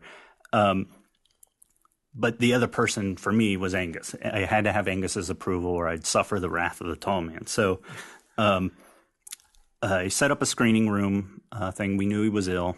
It was just me, Don, Angus, and Reggie Bannister and his wife Gigi. And I picked up Angus at his house and was driving him. And Angus, as we're driving, he looks at me. He's like, David, who's going to drive me home tonight?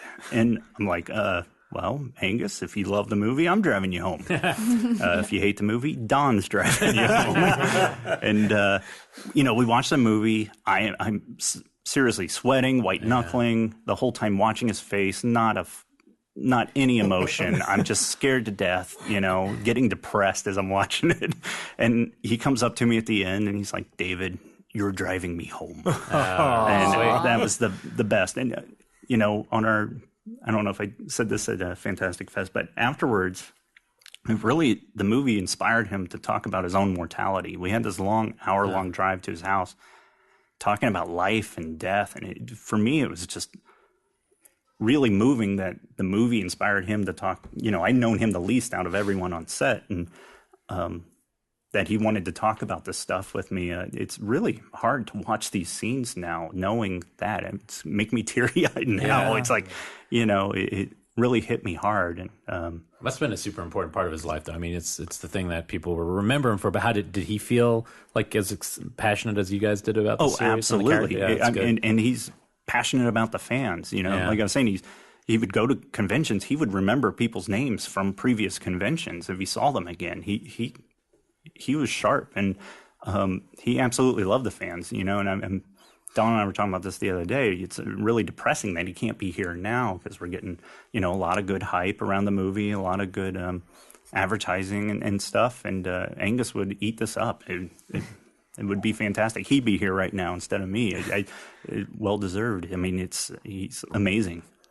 But it's also a brilliant send-off, Yeah. No one can live forever. That's the thing, right? That's the thing. And he obviously lived a real full life. I remember when we hosted the panel, and we're all we're sitting there hearing about the Beatles. I know. Isn't that amazing? And that he had won an Emmy. Was it an Emmy? A Grammy. A Grammy. Yeah. And our brains are just like, wow, what a life. I know, and that's just like an aspect of him nobody knows, but that's such an important thing to win a Grammy. Yeah.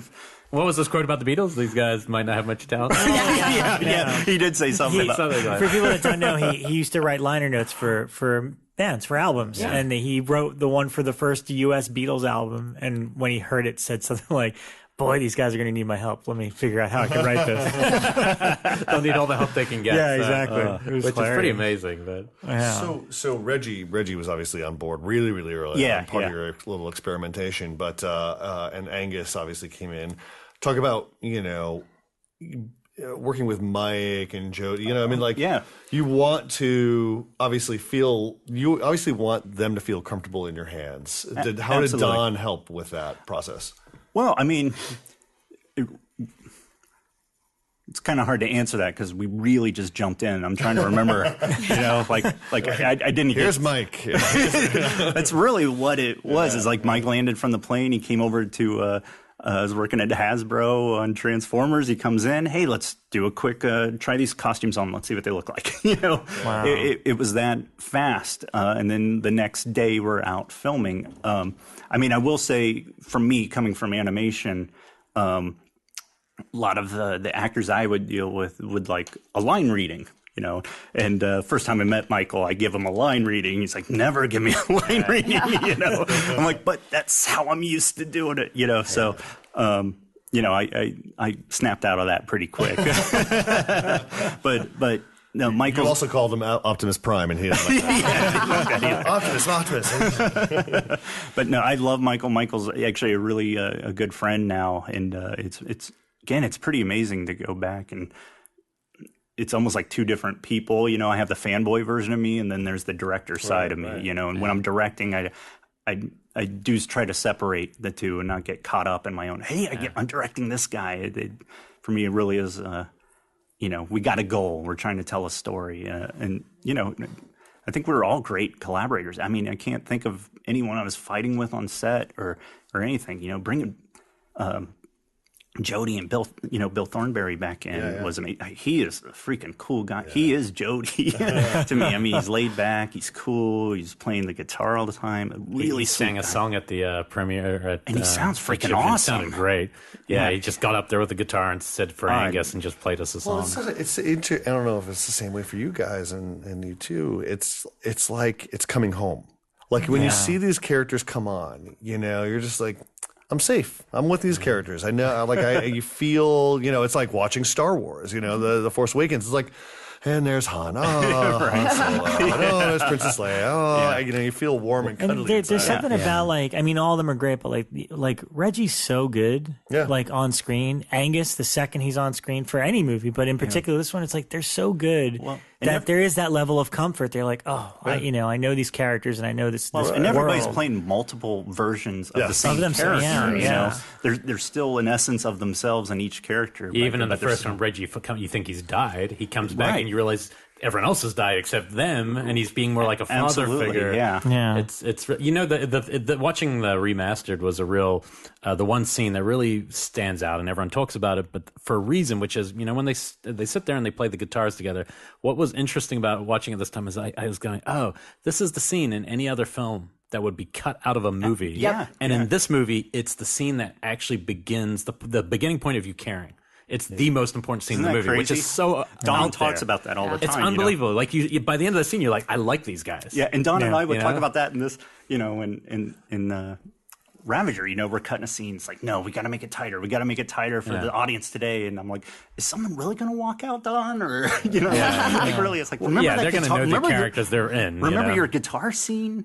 So we would always go back and forth, in the edit bay, and that's a tough thing too when you're editing these kind of characters and where you want all this breathing room and a slower pace, really. But you still want to keep it moving. It's pretty difficult. I don't know. I mean, however comfortable you are talking about this, but in terms of the post-production process, how much of a challenge was this? Because I know that you did a lot of the work. You're a visual effects guy. You figure things out yourself.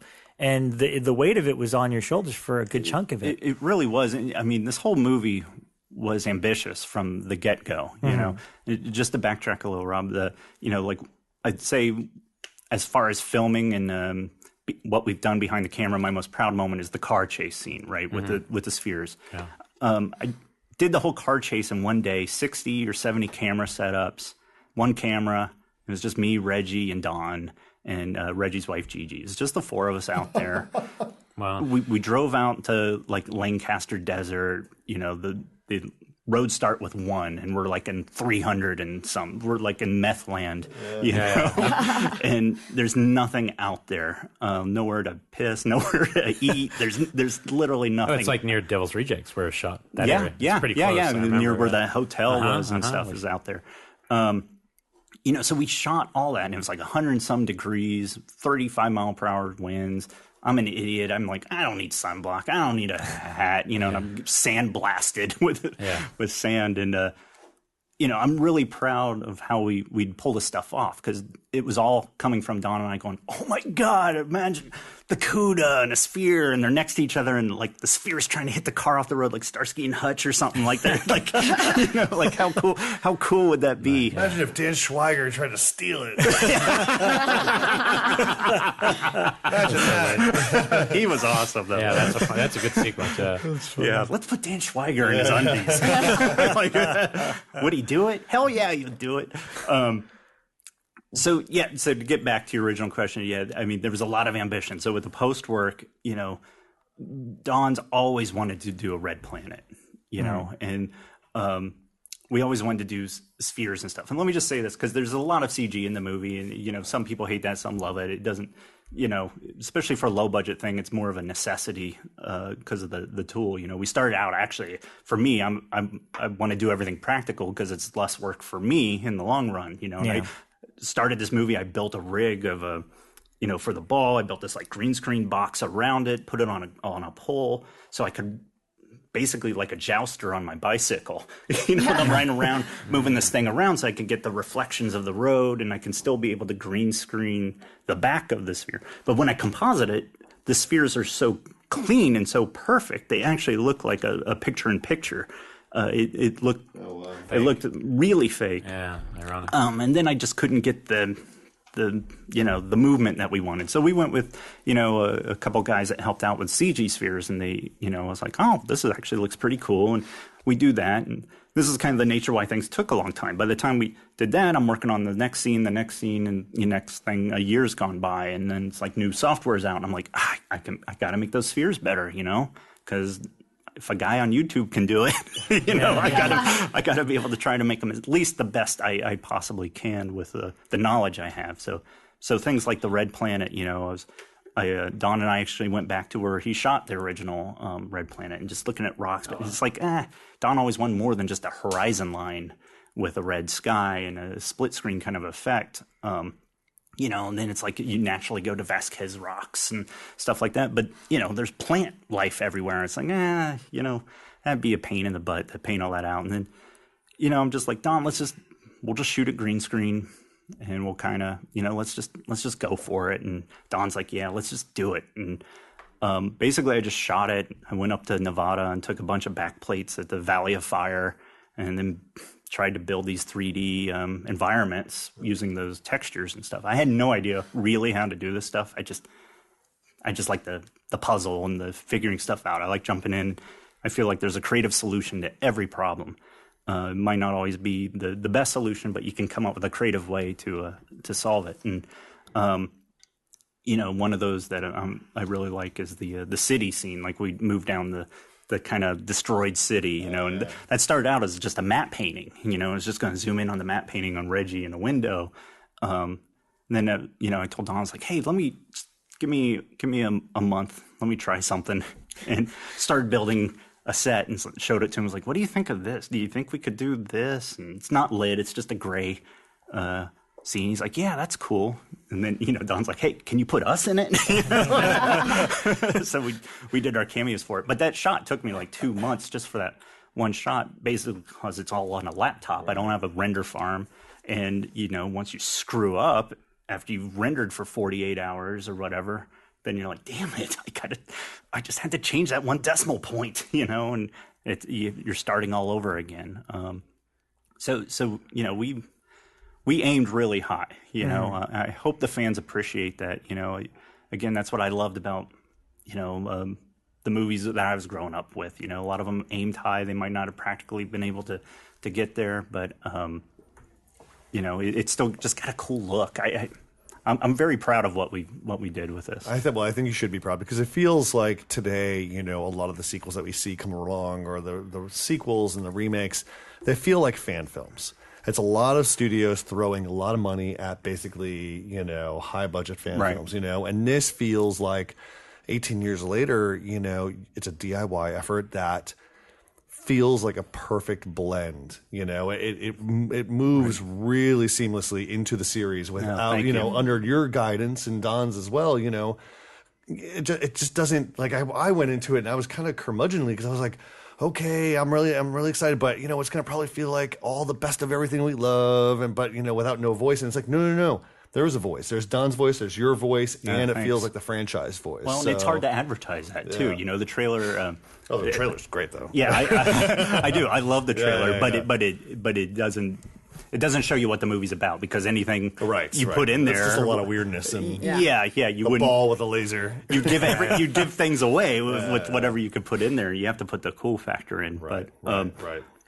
No, thanks, Ryan. I mean, that means a lot, because I truly am a fan of this series, and it does have a non-linear type of storytelling. And for me, I went into this thing, part of me is like, oh, this is an opportunity. You get to direct your first live action feature film.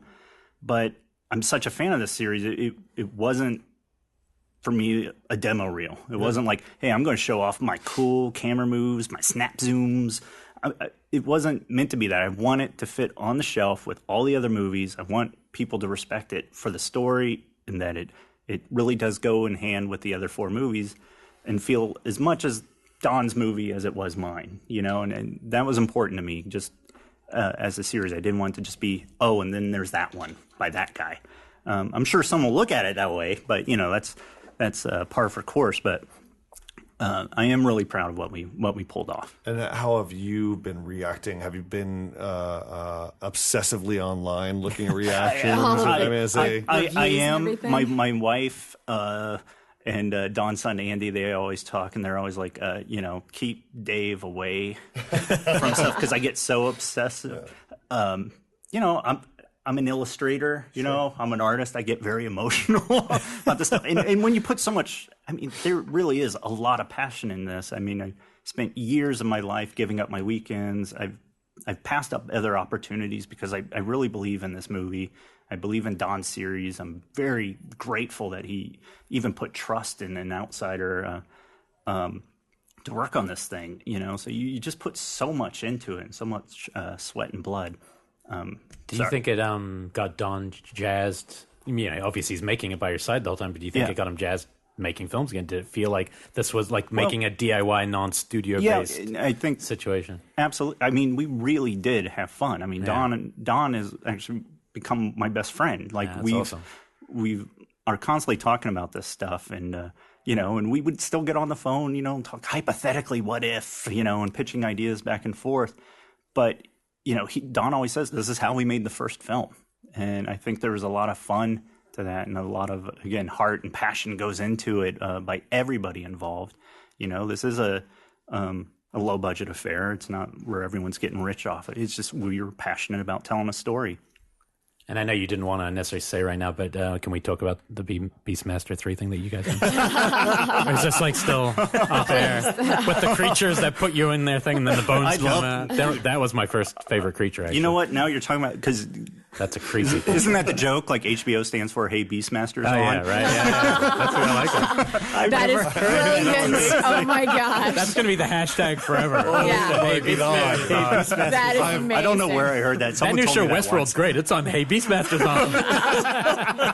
Oh my network. gosh. But seriously, growing up, that was like on Oh, that's like totally, 3 or 4 that was times what it a day. was. That's one of the movies I remember. No, a funny moment happened. Can we make a shirt of that? Yeah, there was a moment. An official Shockwave shirt. We were at the Egyptian Theater, and I went to get a drink at the halfway between the two films, and I got stuck behind a big garbage can, and 2 men are right in front of me, and I'm like, and at that place when it's packed, you're just screwed. Yeah. And so I just stood there for a second, looked over at whoever I was with, and then I looked over and realized the 2 people I was stuck behind were you and Don had just gone live on Facebook on his phone, and the only person between them is me, and I'm standing there going, oh fuck, and I'm going, Hartman's going to be on my show in the next day. Here I am, the idiot, stuck on the Facebook cam. And it was also kind of cool to see Don to see him into technology I'm going live on Facebook. Oh, no. And I'm stuck. So if that video exists on his page, I'm the goofball, literally standing going, and then I introduced myself to you just so you would not be so weirded out. It was pretty funny. Here's a larger question. Has J.J. Abrams seen it?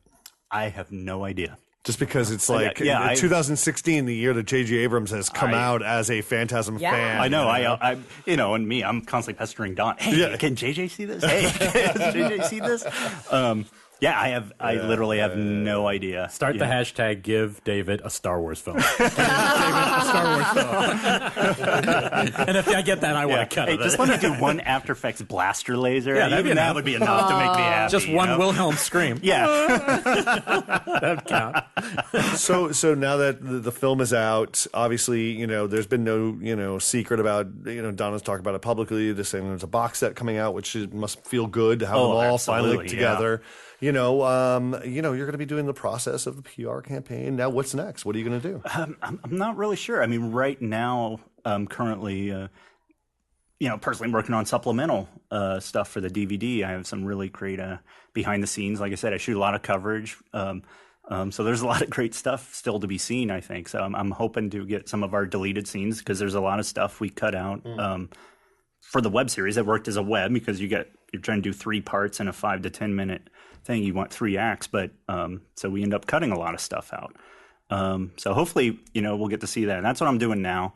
Then I'm kind of not sure. I'm still kind of new to this whole game. I'm on cloud 9 right now, but I do think I'm going to hit that depression of not constantly having something there going on for 24 hours a day. So I'm sure I'm going to be trying to, jump into the next thing, whatever that is. So, what was it in the live action that coming from animation? What was it about the live action feature what element did you like the most? Was it just the collaboration with everyone, all the different teams? That's tough because, like a lot of directors say, filming it sucks and editing it's kind of fun.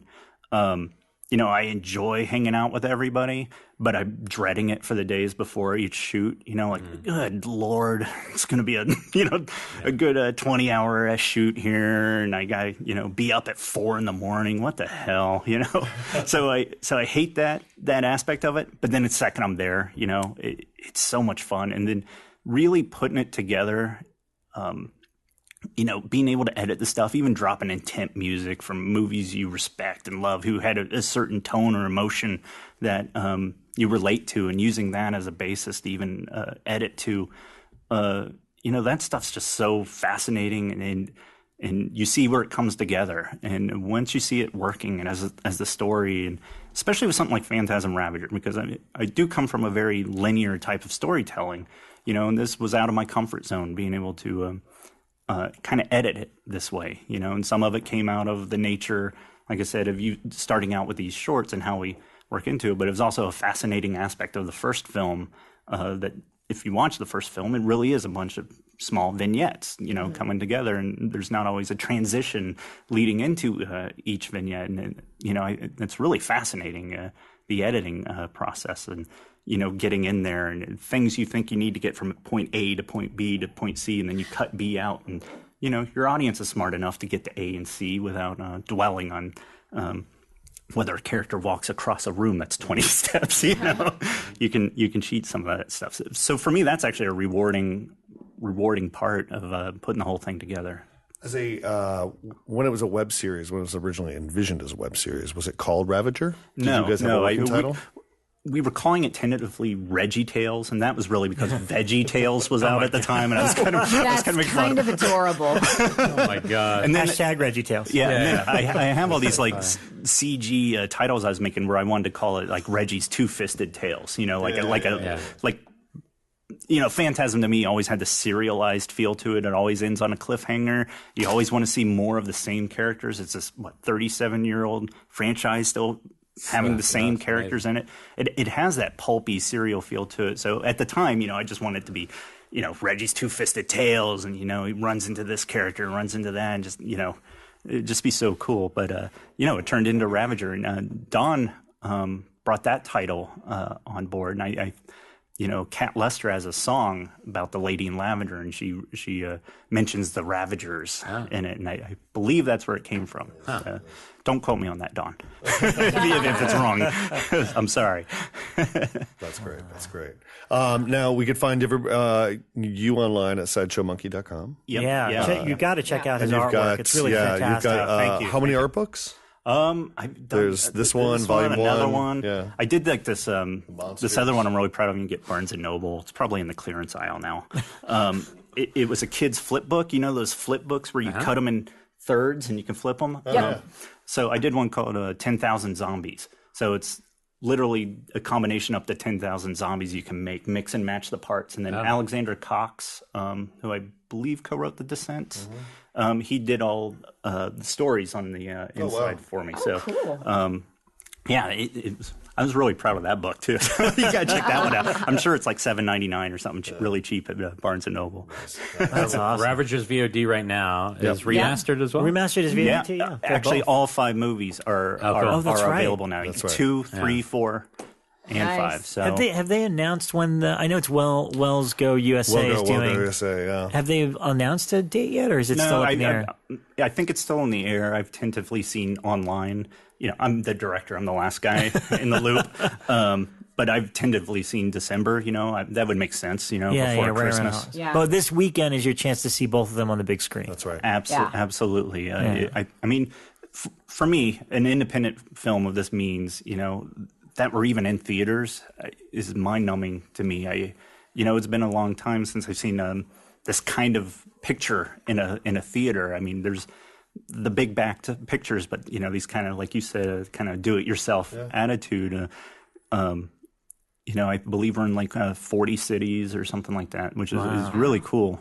So it really is. So. Well, congratulations. No, thank you guys. And thank you for coming on the show as well. So much No, for I really joining us. appreciate it. I listened to the show, so I love it. So it's an honor to be here, guys. That's so great. Thanks so much, man. No, And, thank you, guys. Thank you. Yeah, it's out now. Check it out, man. New Phantasm movie. Eat some ice cream with Reggie. Want some ice cream? Yeah, thanks.